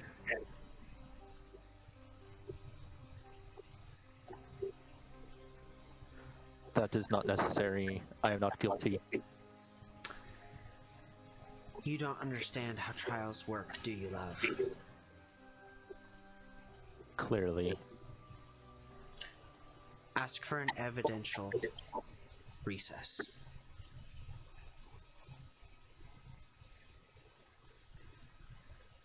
And they take their seats.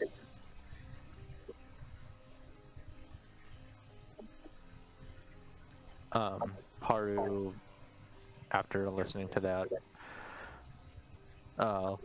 looks up to the Magister and says, if you don't mind, my counsel has admitted they are not adequately prepared and would like a few minutes. They both minutes to just speak like with put me. their hands in their palms part way through, and they're just like, you hear Marisol say, "Idiots."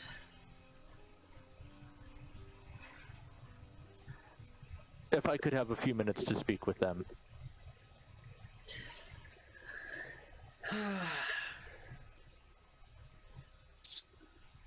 As the Lady Justice looks to you,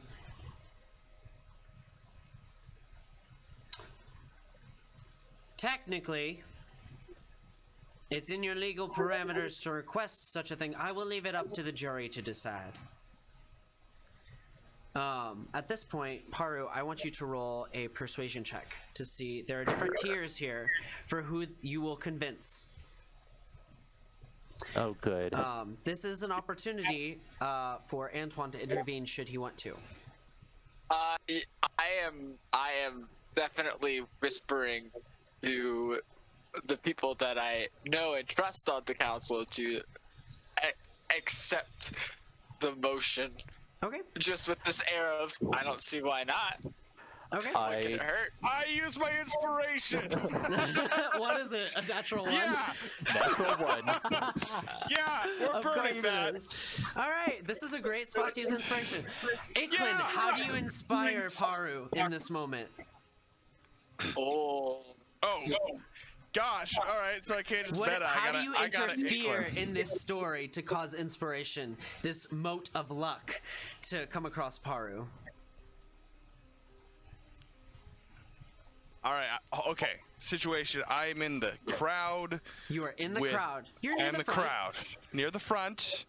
I've been told not to draw attention to myself. Yes, you have been told not to draw attention to you. Not by any NPC. Oh gosh. I'm going to attempt to throw my voice.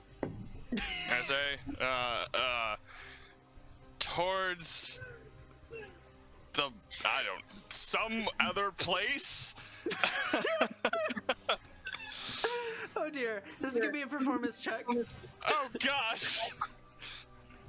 While this nonsense is happening, I'm talking up the other Yes. members of the jury as well. Absolutely. You did not declare that you did any makeup, although you did do it for Amaryl. You automatically succeed with Amaryl, given your previous engagement. Are you doing this stealthily, or like, are you trying to get this to where like other people won't hear and just the people you trust, or like how are you? Because you're kind of all clustered. I would like, considering I would imagine that we maybe people might be discussing this since it was left up to us.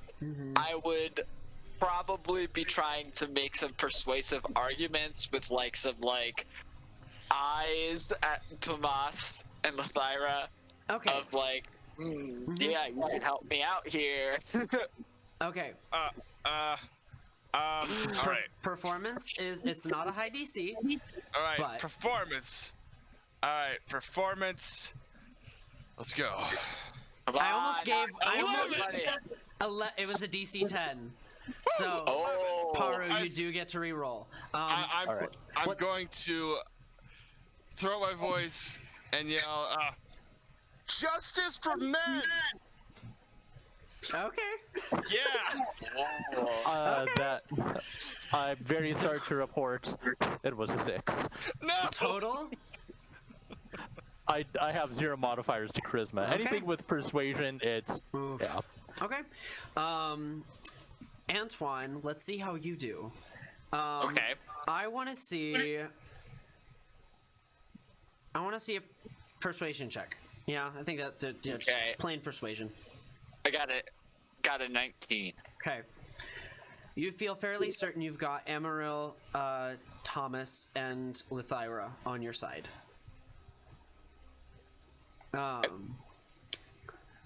As you shout "Justice for Men," there is an like at first everybody kind of like shuts up, and then you hear various voices of men and women just shouting, "Yeah! Yes!" And that there are individuals who will be swayed by the favor of the crowd. So Yay. by the I time helped. the way in which you did it is what helped. Also, Yeah, I thought about it. there's so much irony because I almost gave one of you the ventriloquy ability. One of you almost had that in your level Cool. up. Anyways, so as you do this, let's see here. I need to tally up. At first, when the Lady Justice mentions to all of you, or looks to the jury, Antoine's hand rises. Lythira, Thomas, and Amaryl. Let's see here. I need to look at my notes here. Who's gonna be swayed here? I mean, it's very earnest honesty from a country bumpkin. There's got to be a couple nobles that are like, Barbara's gotta be. Barbara Smith gotta be. Barbara's bitch who was in the first article talking shit about what went on when she didn't even know. Right, exactly. But she's gotta go with the Barbara's a public shit opinion. talker. Yeah, she's a dumbass shit talker. She's No, gotta no, go with the public. Karen. She's got the haircut, I'm sure. So this is interesting. Chadwick Venestra, who is previously unfavorable, is going to go very favorable in this. I wonder why. Yeah, I wonder why. Someone named Chadwick, Justice for Men, could never see that one coming. I don't know, I was thinking it was more of the Antoine aspect that was swaying Chadwick. I'm not going to answer that. Viren Estrathello and Alex Ira look very iffy. They look very much on the edge. So you have 1, 2, 3, 4, 5. You have 5 of, I think it's 13 is the jury? 1, 2. No, it's 10. It's just 10. So we have half the jury. So you have half the jury, and you have to have at least one more. It's an immediate pass for 2. So Celeste Richtum and Barbara Smith look disfavorable. Talid Vallejo looks neutral. Viren Estrathello and Alex Ira are both on the edge. They look very iffy. If somebody else would like to do anything to try and sway them, now is your chance.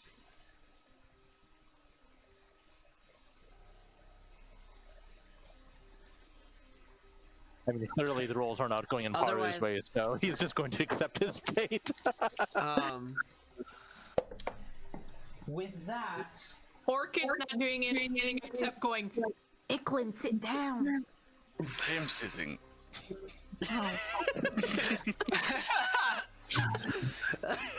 I'm just tall.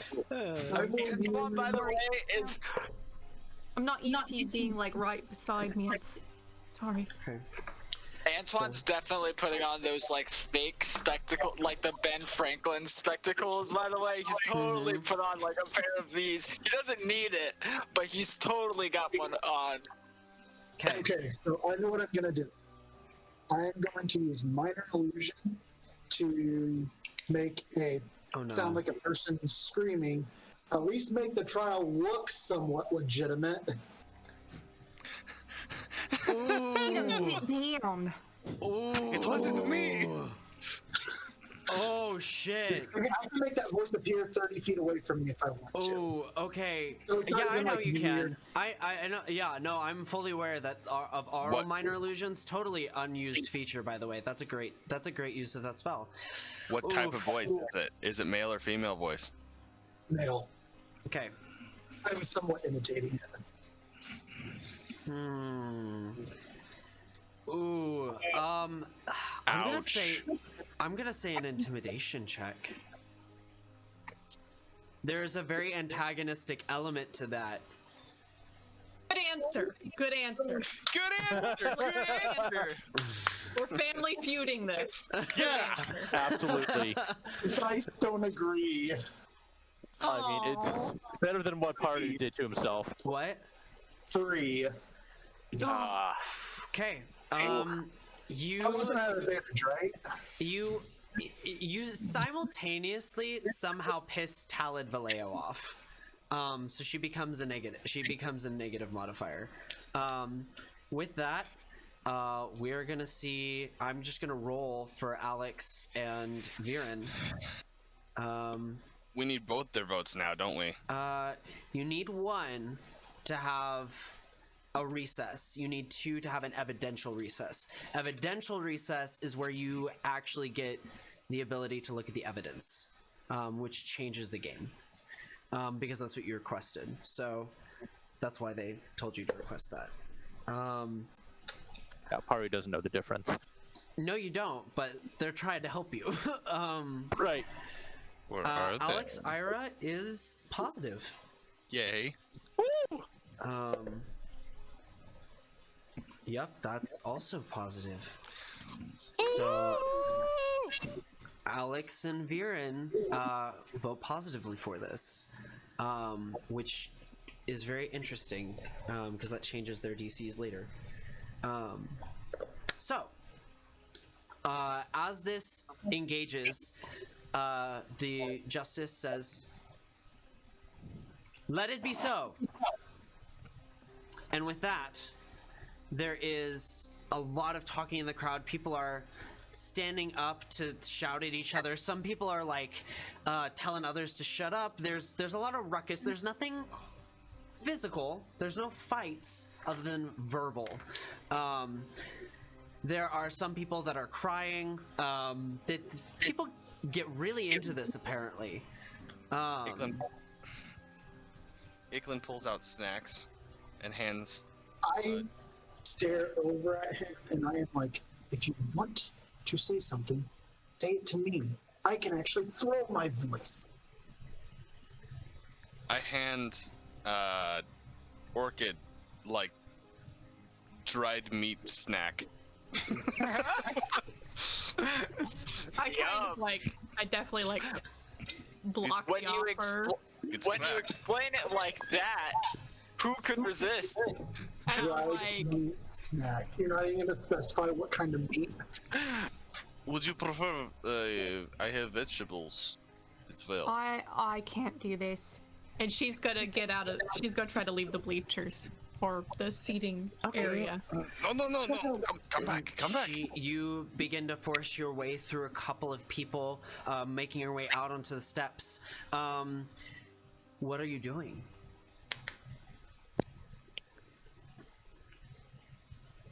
Trying to find that side entrance they were talking about. Okay. It's a little difficult to navigate, but during Yeah, this no break, shit. yeah, with I'm going after Orchid. I would like to do something really quick. go for it. Okay. Bonus action, mage hand, just lightly touch a clothing article that's on Orchid Okay. and place my arcane bug on her. Oh, Bug. shit! Does that require a saving throw? No, just Oh. Feel something on me? no. So Okay. it's hold on. Let's ping the ability. Let's Yep, ping the yep. ability. That's always worth the double check. Because I gave this to you last level and you haven't used it yet. I don't think. Description. Yeah. So, okay.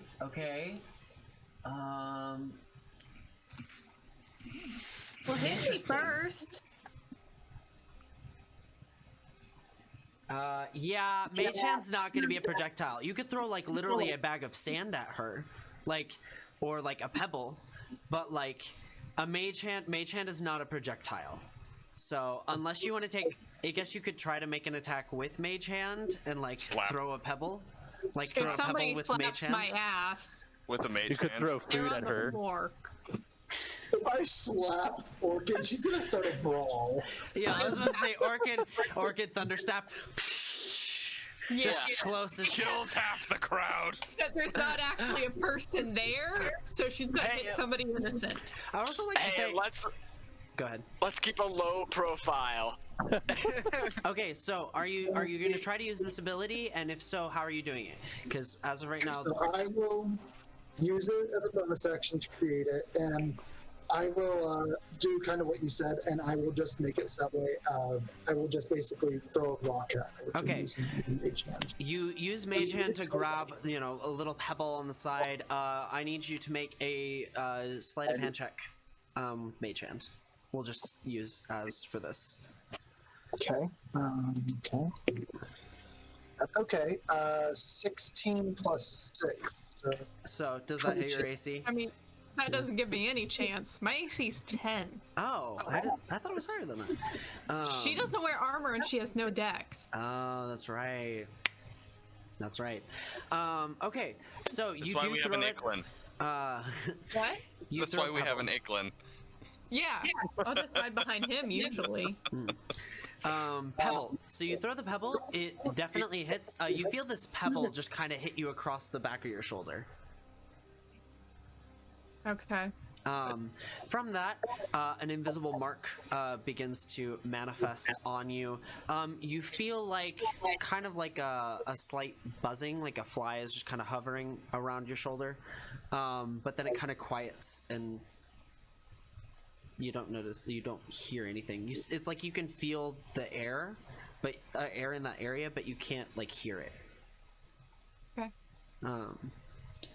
So, Arcane Bug, Orchid, as you make your way over, Paru, you are immediately taken by both women who come on you on either side, lift you out of your chair, as, like I said, the chains and ropes are more theatrical than they are actually functional in this situation. So they unbind you, and they take you to a back room. Orchid, I did specify I followed after. Right. Orchid. Yep, you're following after Orchid. Orchid, it takes you most of the break to find the entrance, but you do find it, and you will get a little bit of time to see what that looks like. As you make your way to that, you are confronted with individuals who are at the guard. I am following her. Okay, so so everybody's following Orchid. Got it. Other than Antoine and Parag, obviously. What rate do you have? I was summoned. Do you have the paperwork? I'm blind, so I could pick up any piece of paper and it might be the paperwork. Do you have an assistant with the paperwork? No, Paru is usually my assistant, and he's on trial. Make a persuasion check. I knew you were going to say that. I hate this so much. You're part of the game. You don't have charisma. 8. His face. 8. Okay. Why? I can talk. Yeah, the things I'm saying are making sense. They do, and they do lower the DC. They lower the DC. He says, "Not to 8." I don't know. At this point, you can see she's in a little bit of a social spat with this individual. Hello. Sorry, we are late. Apparently, we are supposed to be in the front row. We are on accused or something like that. There Kinda was like- paperwork. Hello. Yes. He just goes on guard when you say we were accused. Yes. Apparently. Oh, sorry. Accused, as in if we didn't show up, it would be a felony. So. Do you have the paperwork? Yes. I pull out the handkerchief. This is not it, but it looked like this.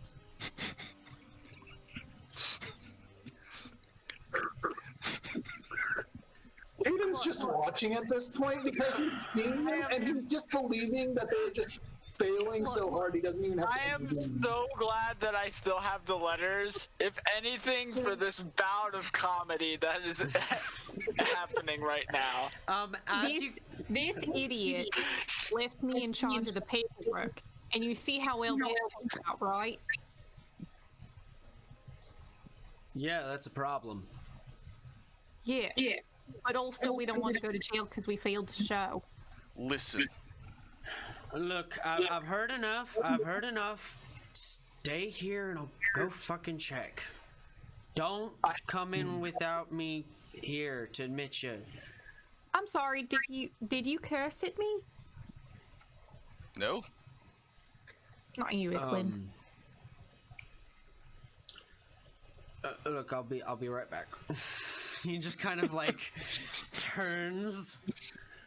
Aiden is going to run over and be like, "What the hell are you doing?" Being political. You're doing the right thing. What are you doing the right thing? That might be a foreign idea to you, but some of us actually want to do it. I want to do the right thing too, but what are you going to do by doing the right thing? Turn yourself in. You didn't kill her. Yes, I did. No. People nearby go. I am whispering. I am adamantly whispering. I just want to make that clear. I was whispering. Listen, Um, if anything, it was metaphorical. Listen, if you go in and you do all this, you're going to, and you're a known associate of Paru, you're just going to get him killed quicker. You will get yourself killed, and then you'll get Paru killed. No, it was me who killed her, and it It wasn't doesn't me who matter. had the enchantment. Listen, calm down, calm down. I have a plan. Oh no. Antoine sees none of this, and I'm so No. mad. No, he You doesn't. guys are ruining your plan. You guys need to have a little. I understand you don't like me. Okay?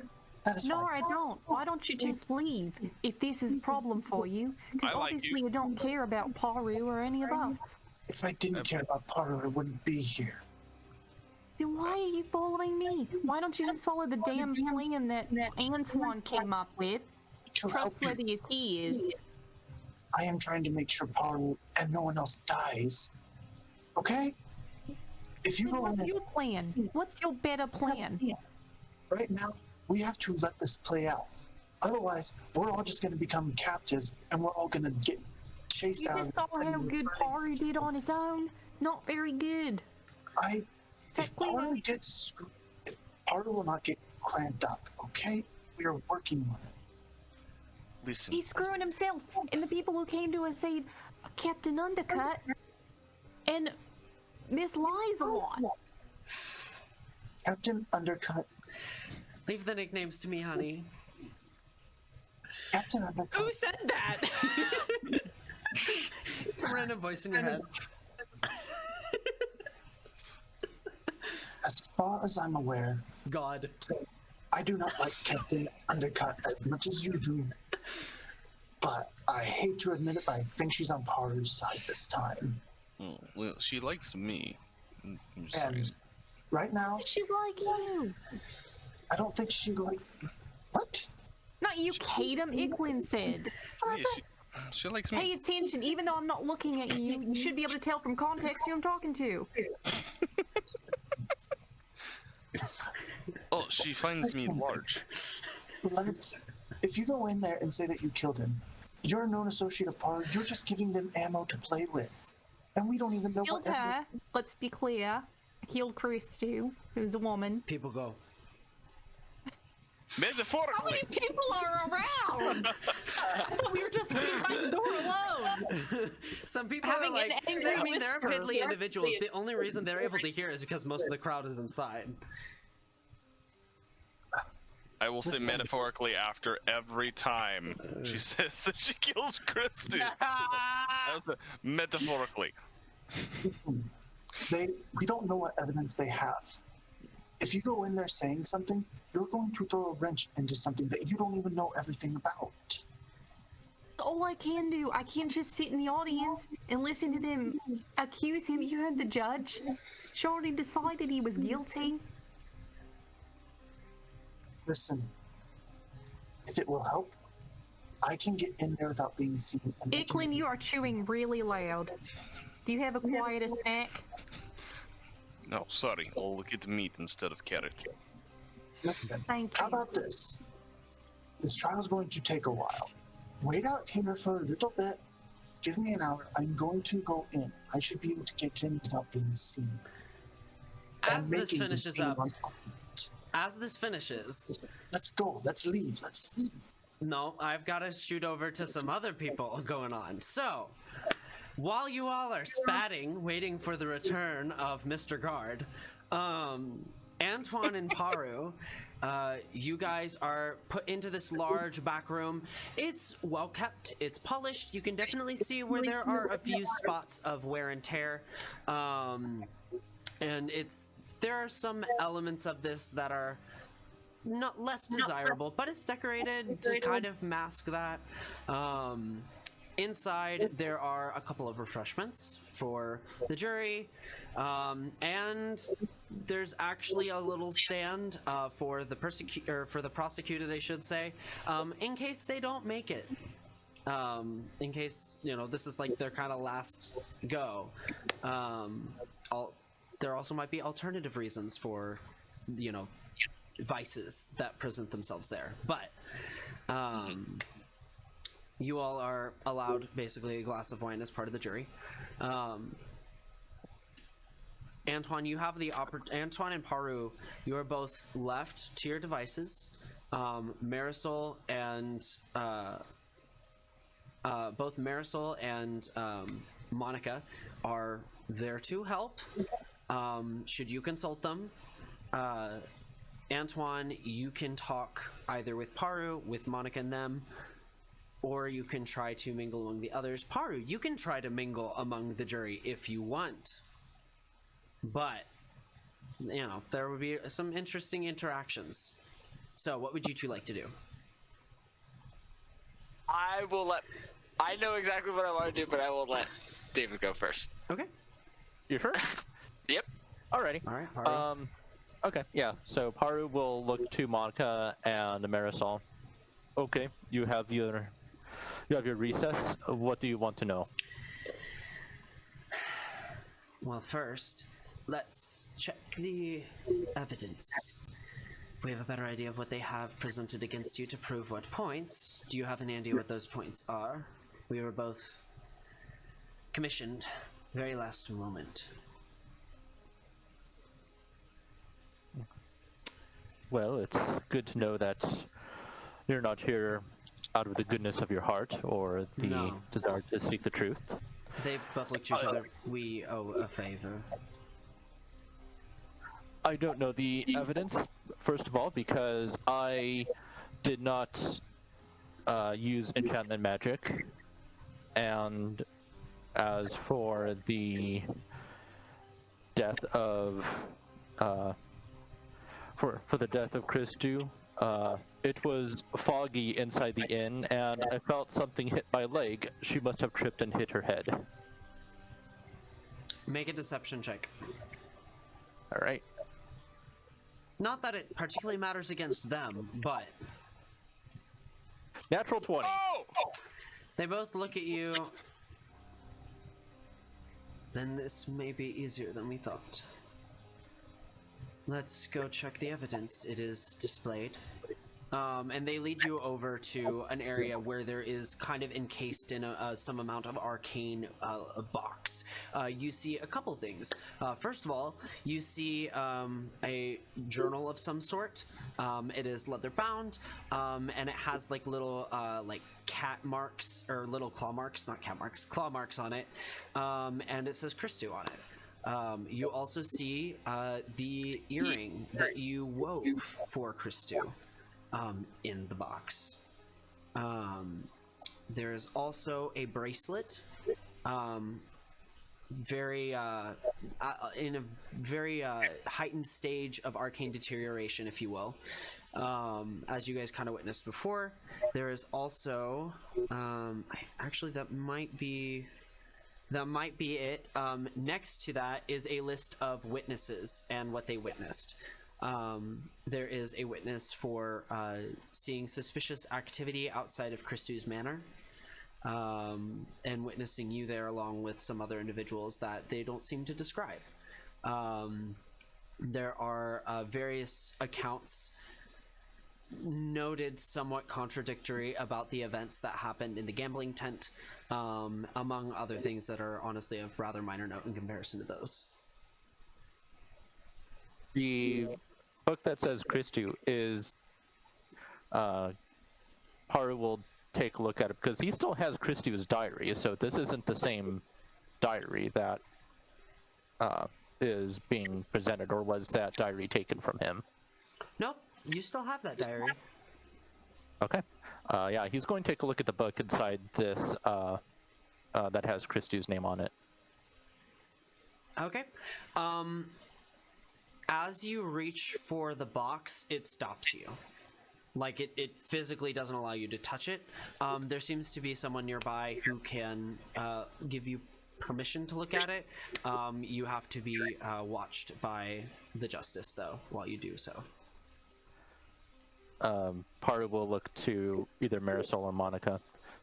can one of you please get this this book out of evidence so we can take a look at it? Monica says, "Oh, I'll go grab Lady Justice. It'll be but a moment." And she trots and like struts over to the Lady Justice, and she kind of bubbles it up a little bit with a serious tone and brings her back. The attendant there opens the case, and I will give you one check to try and look through this journal. Okay. Investigation then, Yep. or okay. Whatever check you want to try to use here. You have to just explain it to me. I mean, perception would be better, so he'll Okay. just try to quickly glance through the pages Okay. to see if there's something like a keyword that Yeah. kind of catches his eye. For sure. 12. 12. You notice there's a bookmark actually in there. Pretty low DC. And as you open the pages to that, or as you open it up to that page, it details a statement of about finally being free of Paru's enchantments. I feel relieved that this magic no longer weighs on me. Things along those lines.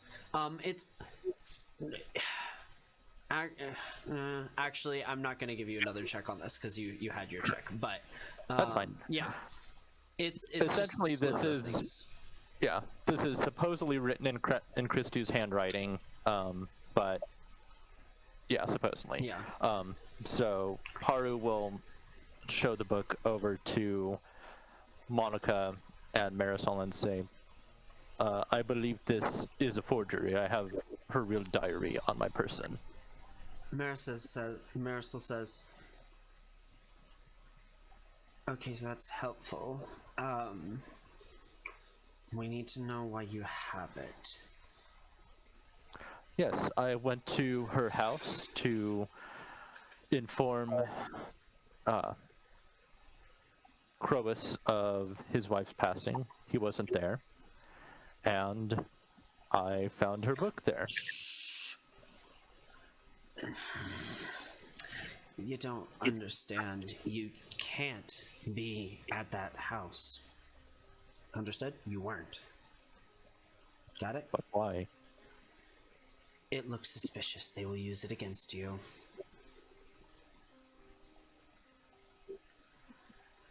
So, oh dear. This is what we're working with. well, very well. Kadam, make a stealth check. Okay.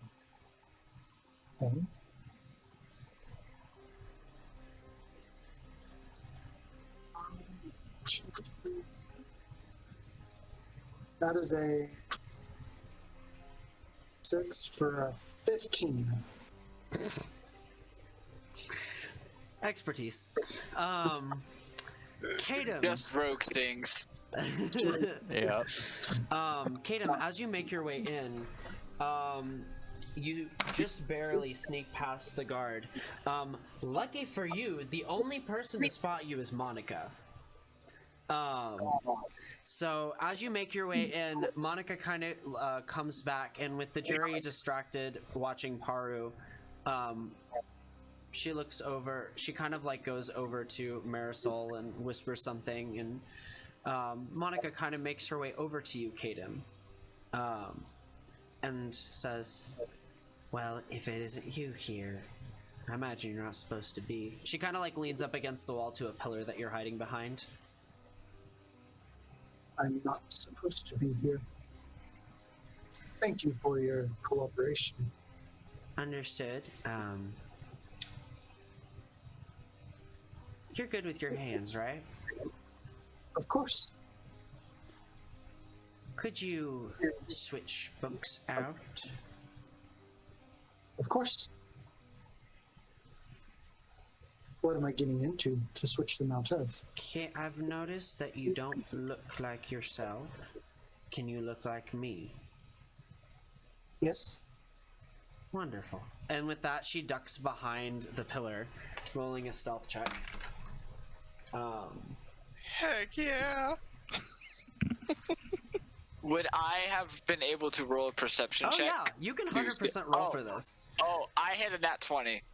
So You see this? Your Third one ears just right. like your ears just kind of catch like, you know, the little bit of a conversation that she starts, and you immediately hear all of it afterwards. It's like laser focused, like super hearing, spidey sense, all the way. I'm just having my wine. I don't know what you're talking about. I'm just enjoying a fine glass of Merlot. Yep, a Merlot, sure. Not my taste, but you know, that's fine. Got a nice, rich flavor to it. I will. So it matches the atmosphere. Got you. I will readjust my disguise to look like her Okay. and just walk up. Okay, you make your way over, and Marisol kind of steps up to the lady judge and says, "Oh, Mike, you have the most brilliant eyes." And she is going to give you her own charisma modifier, which is a. Hold on, actually, I have to open the monster manual for this. Oh, She's a monsters. monster. Well, she has a stat block that's in the monster manual. I will tell you no more. Hold on, I have to go get my monster manual. It's not here. She might not be the only one. Didn't I give you a monster manual in roll 20? I think we did. He's already run off. I forget which book I gave him.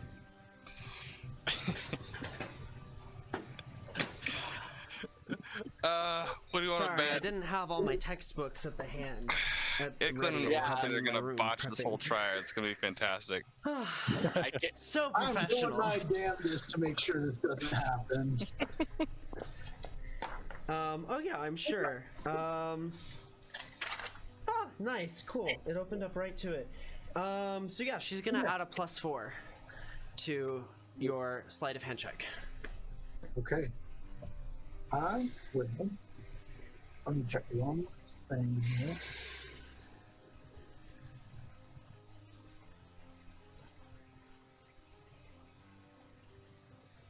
All right. Yep. I will make the sleight of hand to swap them out. Natural 20.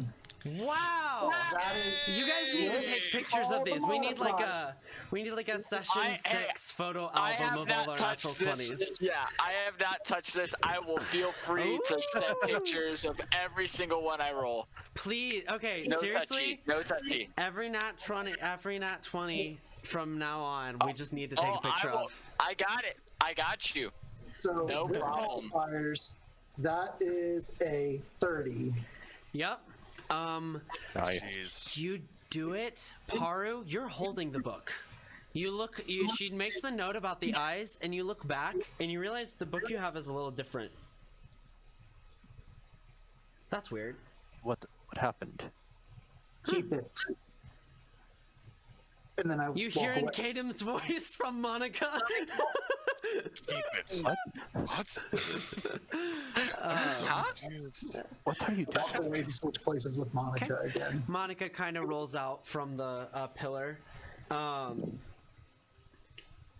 As you do this, Paru, make a perception check. And Antoine, I'm going to use your natural 20 for this. You notice that Chadwick takes a little bit of a notice. Cal, look at the chat screen. Chat screen. Oh no. Is it another fucking natural 20? Yes, it is. Fuck. Wise. You see the book. You like don't notice the book itself change, but then you look over and you also see that Chadwick has made contact. Both of you sorry, he's like looking where like Monica Glass went and like kind of squints his eyes really confusingly.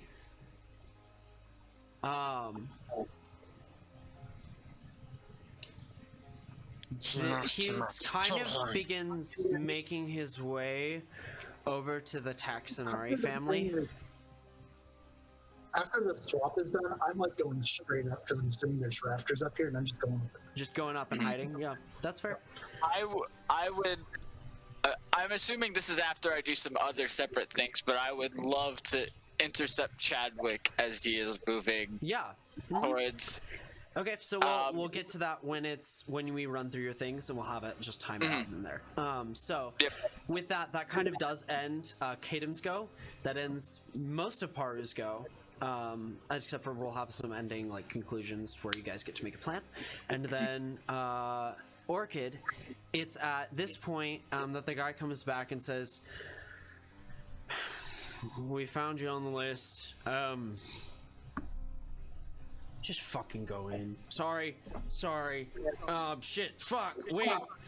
And just. I think Just like he shuts up and just like walks over to the side and just kind of hunches and like leans into his fist. I'll hold out my arm towards Orchid. She doesn't notice. Oh yeah, obviously. I'll bump you, I guess. Elbow. Bump. Okay. Well, Let's go. let's see what save you need to do while my computer loads. What? Cal, if you could just let me know whenever I see them. Yep.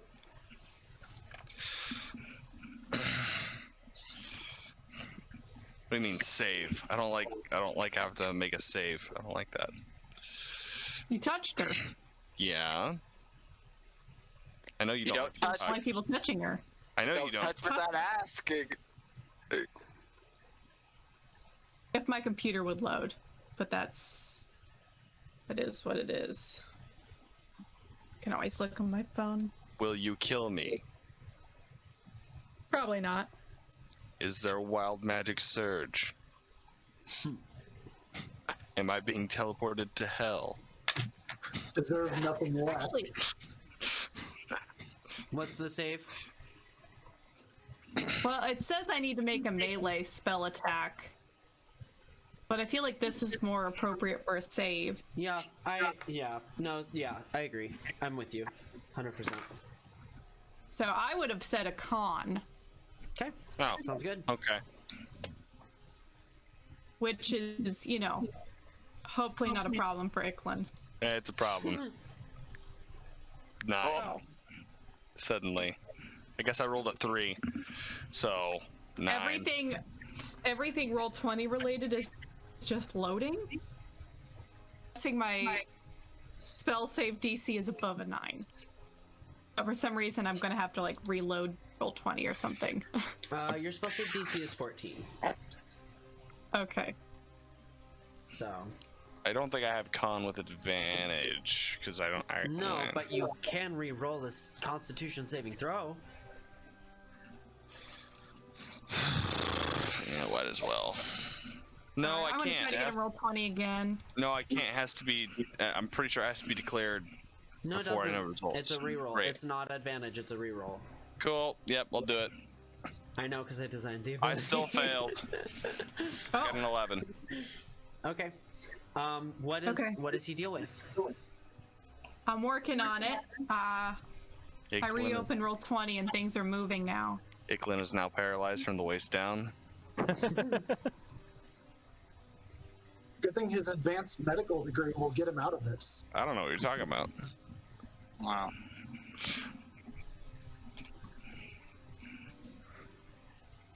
Hold on. Ah. I need to make a macro note.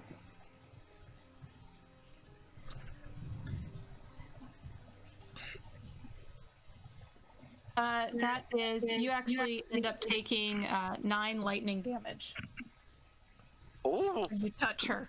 That tickles. I feel super great. Earlier this session, I'm really happy to hear. Zap. Ow! Don't touch me. I'm sorry. Sorry. It's just... Would you... This way?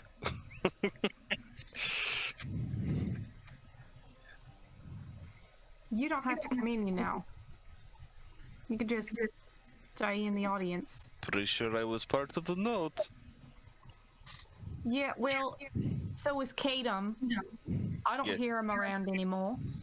Well, I mean, you listen closely, you can always hear birds chirping. Let's go. I don't smell him anymore. You make your way in. Bird smell. Notice very much of the same thing. Everything is kind of wrapping up in here. People have made their alliances to some degree. Now we are going to give Antoine his chance to run through the things that he wanted to do. So, Okay. So I want to find Thomas first. all right. How are you, friend? I am doing well.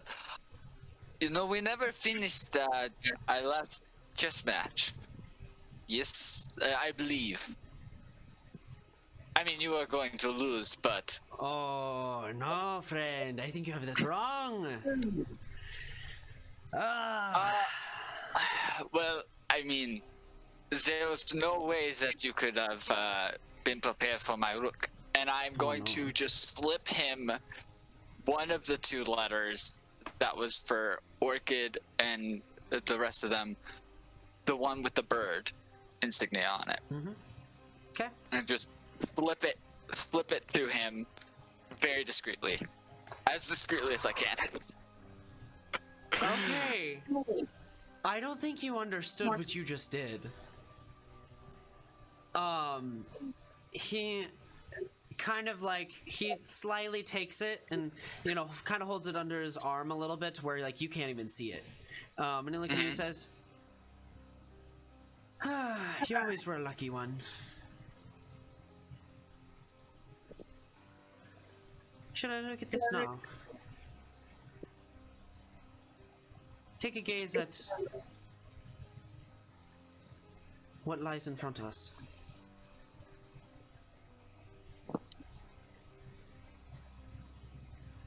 I was just like the cards on the table, at the very least. I would like to see my hand before I have to play. Perhaps in the near future. Perhaps over a game of chess. You have those lovely friends of yours.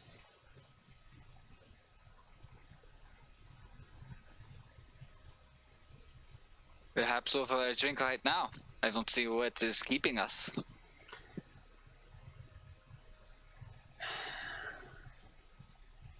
It's a long talk. Longer than we have now.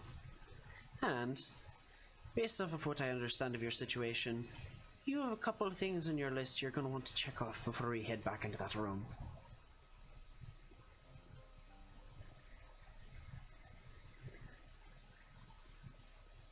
Tell you what. Tomorrow morning, we'll brunch over it. Have some tea. As long as there are no birds around, then I would love to. As long as you say, as long as there are no birds around, he kind of glimpses at you and kind of peeks down at the note a little bit. His expression immediately goes like kind of grave and somber. Like you've never seen Thomas break before. He has the poker face of poker faces. And whatever you've just handed him has completely shifted his disposition here.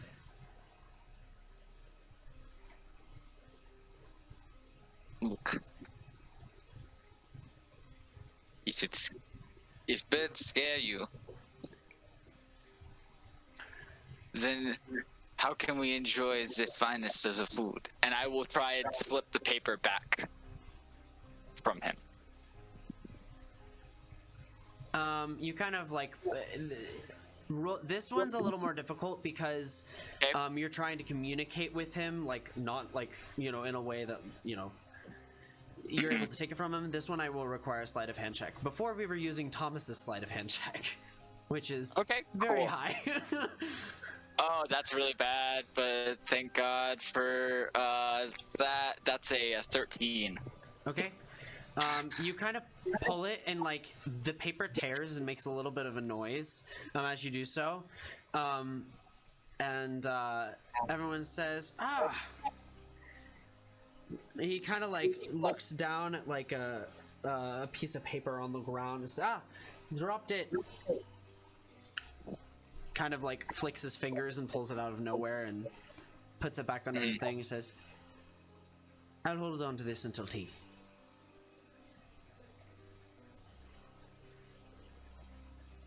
Until tea. Tomorrow at 10. Don't be late. I never am. And I think at this point, probably the You would see raid happen. Yeah. You would see all of that shit happen. Then you would notice Chadwick kind of make his way over. Beautiful. I would like to walk over to him with my glass and like be walking in that direction and just accidentally bump into him and fill the wine glass on my coat. Okay. All right. Make a performance check here.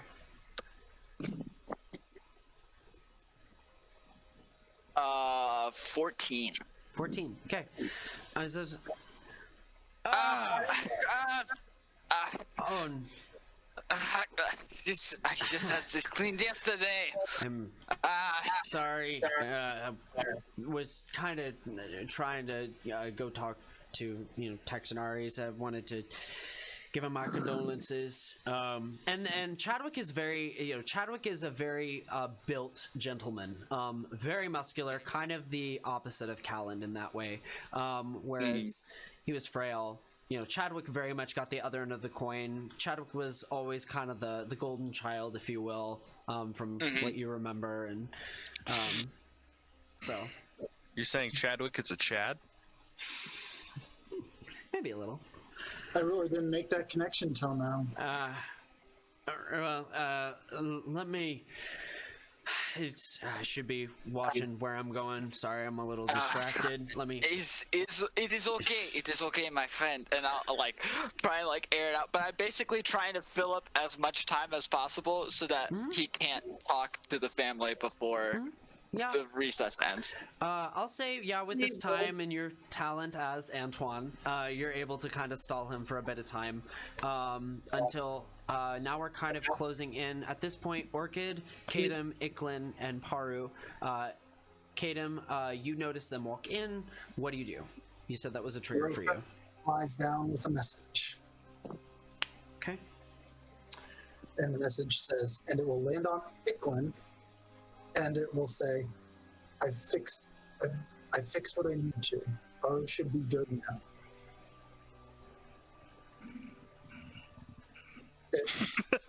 The message comes via Sirocco. Yeah, Like, you have an Sirocco owl lands perch on your shoulder. And An owl perched on me, and then I hear his voice. Yep. Right? Yeah. I'm going to be confused as the bird, and then I'm going to look around.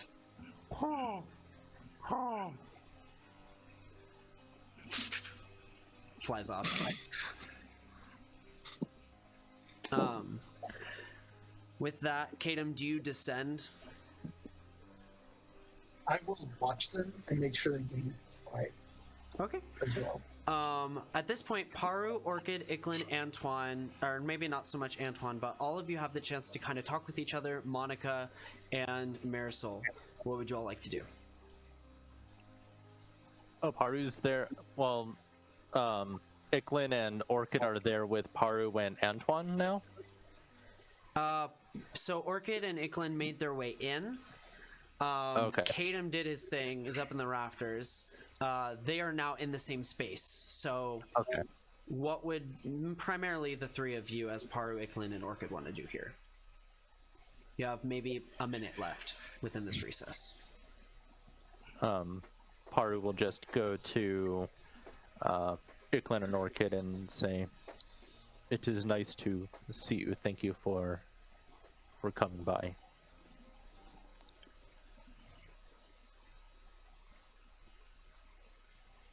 Can't hear you. Oh, you You muted. can't hear you. Can't hear you. We were summoned as witnesses or something. Or accusees, or something. Something. Yes. Oh. but also to support you. Yes, I mean, don't be discouraged that we'll just be here because literature, and whatnot. I mean, half of us can't even read. I mean, sorry, Orchid. But what I'm saying is, you have our support. Well, it is much appreciated. It's always nice to see friendly faces.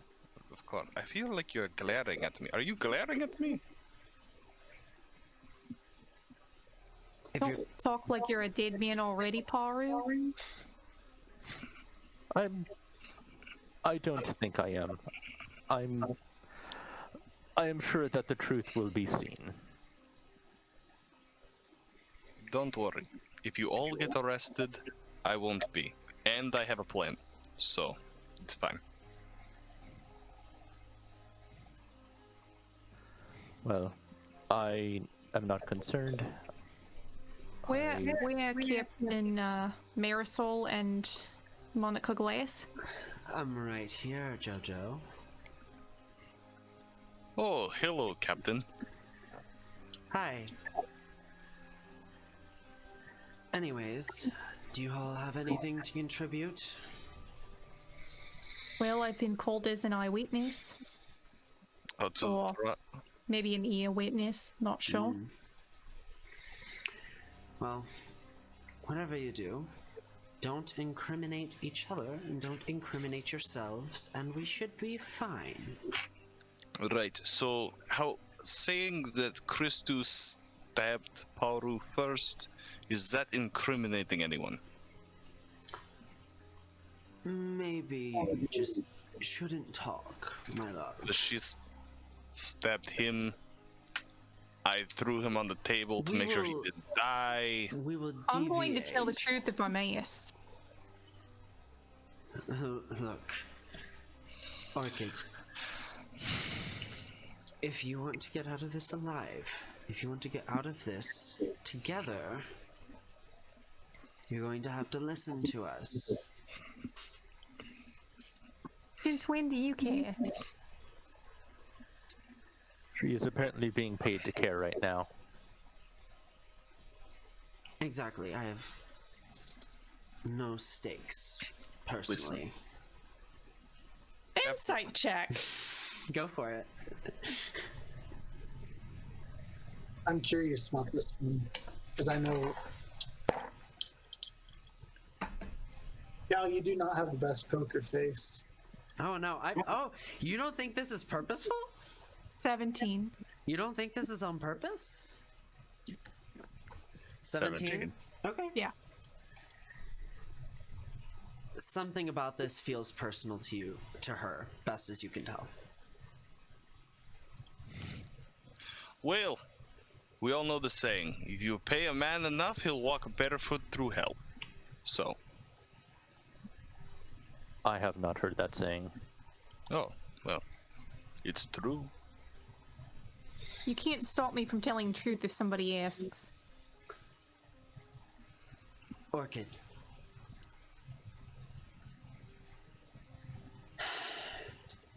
Look, I understand. A small. Why is everybody so damn patronizing to me all the time? I'm blind, not stupid. I'm not trying to be. Look. Just don't do anything stupid. That is fucking patronizing. That's exactly what I said. I rest my case. I don't need to justify myself to you.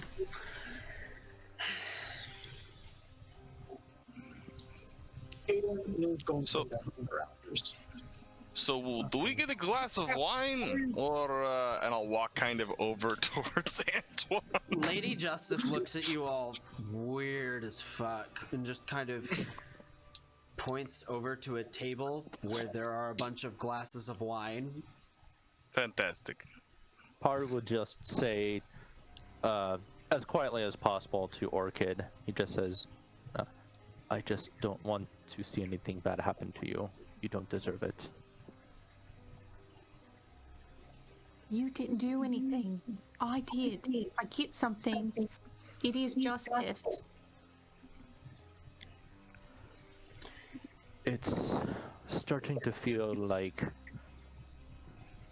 with what little I know, that justice is staged here. At this point, the makeup kit just kind of appears and kind of like and just kind of like moves and edges closer to Orchid. The what? Christy's makeup kit. Paru will... If it touches me, it's gonna make a con save. It doesn't touch you. It just sits there. Paru will take a look at the makeup kit, and he'll look over to Marisol and Monica and point to it and say, that just appeared. Yes, that's fucking weird. I don't like that. Does everybody in the room see this random makeup case that just starts cawing?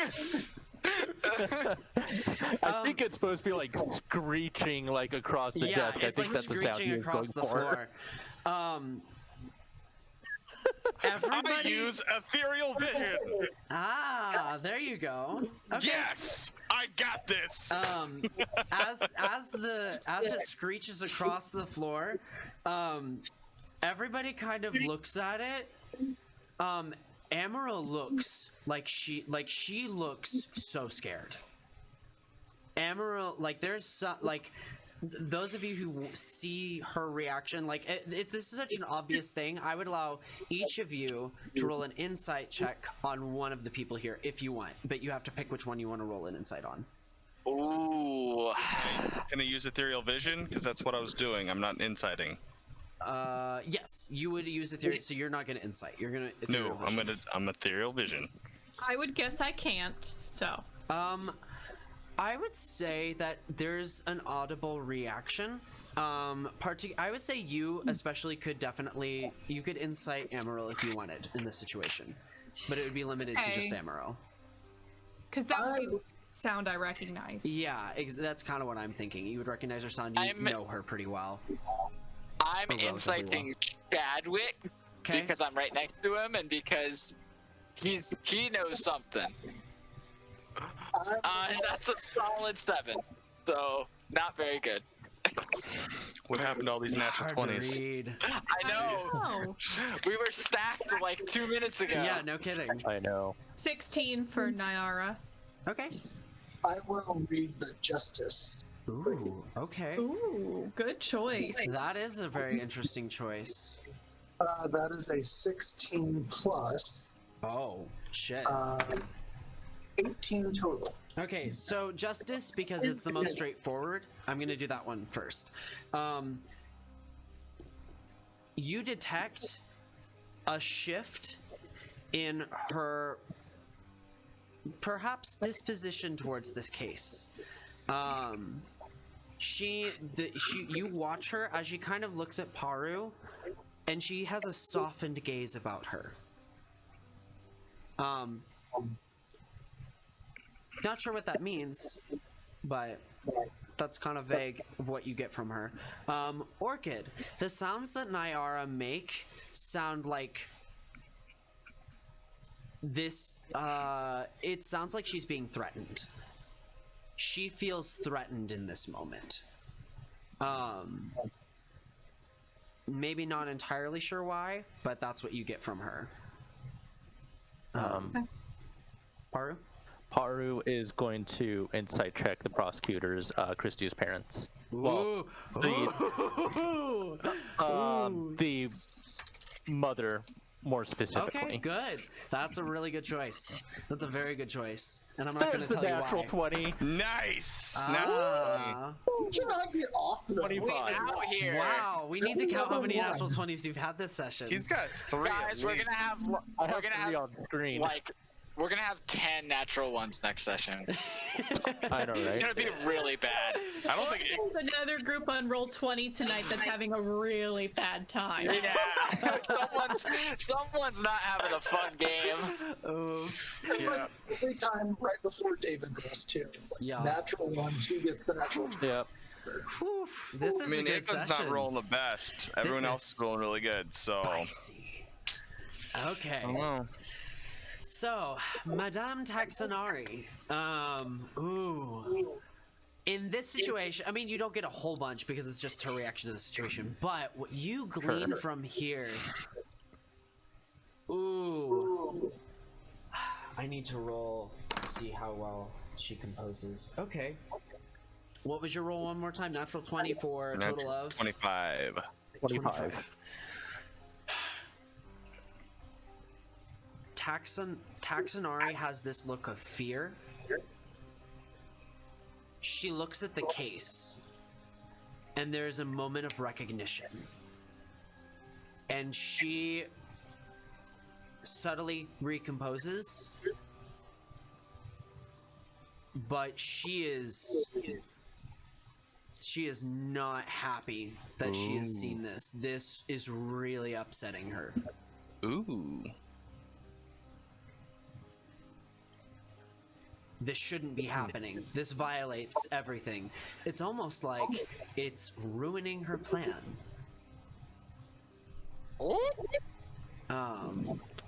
Okay. So, The with old that, switcheroo.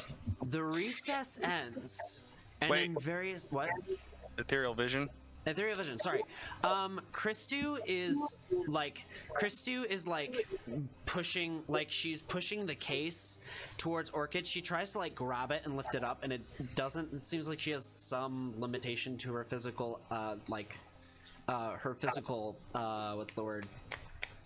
Application, I guess, of her hands, but she's able to push it, and it like you can see her hands like phase through it as she does so.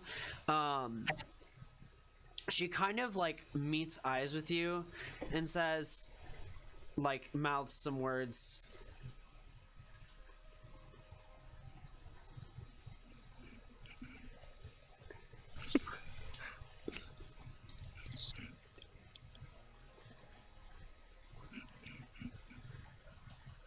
Are we seeing Iklin making these faces? Yes. We all -1. See Icklin. You probably hear his mouth moving, Orchid. You see him Then- exhaling a lot. Then I will go like Sounds. this. I'll go like this towards her.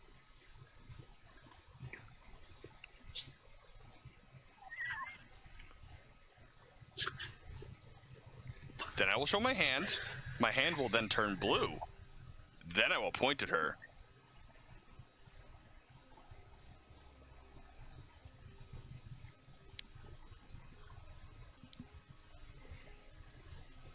She kind of like floats away. Then I'll stop with the hand. Then I will notice who I was looking at who wasn't the ghost. Just across the way, like, I'm literally like fanning my jacket in front of him so that he gets. I do not think I will get to stand out.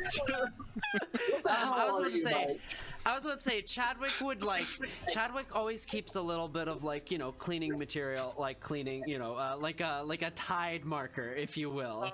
And so Yeah. he kind of pulls out like an arcane Tide marker Fabrial and starts like, he carries that around with him. Oh, he's into you, Antoine. Oh. as a DM, I know things. Oh no. No, this is my nice Are you coat. brothers? Because I'm sorry. This is my nice coat because it's I'm wearing my nice clothes and it's the mint colored one. So, Oh, so no. it's not coming out no matter No. unless you got the prestidigitation in it. Oh, Then no way. Oh yeah, no. I mean, to be perfectly honest, almost everyone in Nurin at least knows prestidigitation. Like, Okay. just about everyone. It's a very common spell for everybody to know. Everybody stays clean. It's a very I appearance-driven don't town. use magic, man. I don't know. I don't know. Chadwick kind of like rubs his thumb over it and just like you almost Okay. watch as the stain like evaporates into like effervescing smoke off of your coat. Merci, monsieur. No problem. I just it's the least I can do. I appreciate that, especially after what just happened. Hey, look, our family's been meaning to reach out for a while. We were actually, we noticed that you were gonna take place of the Pitoa family, and we weren't gonna say nothing, but we'd really appreciate if you and anyone you want to bring along wants to come to dinner tonight after the trial. You know, it feels like there's some closure, and you're always a good friend of his, and so, you know. Insight check. Yeah, go for it. Go for it. 12.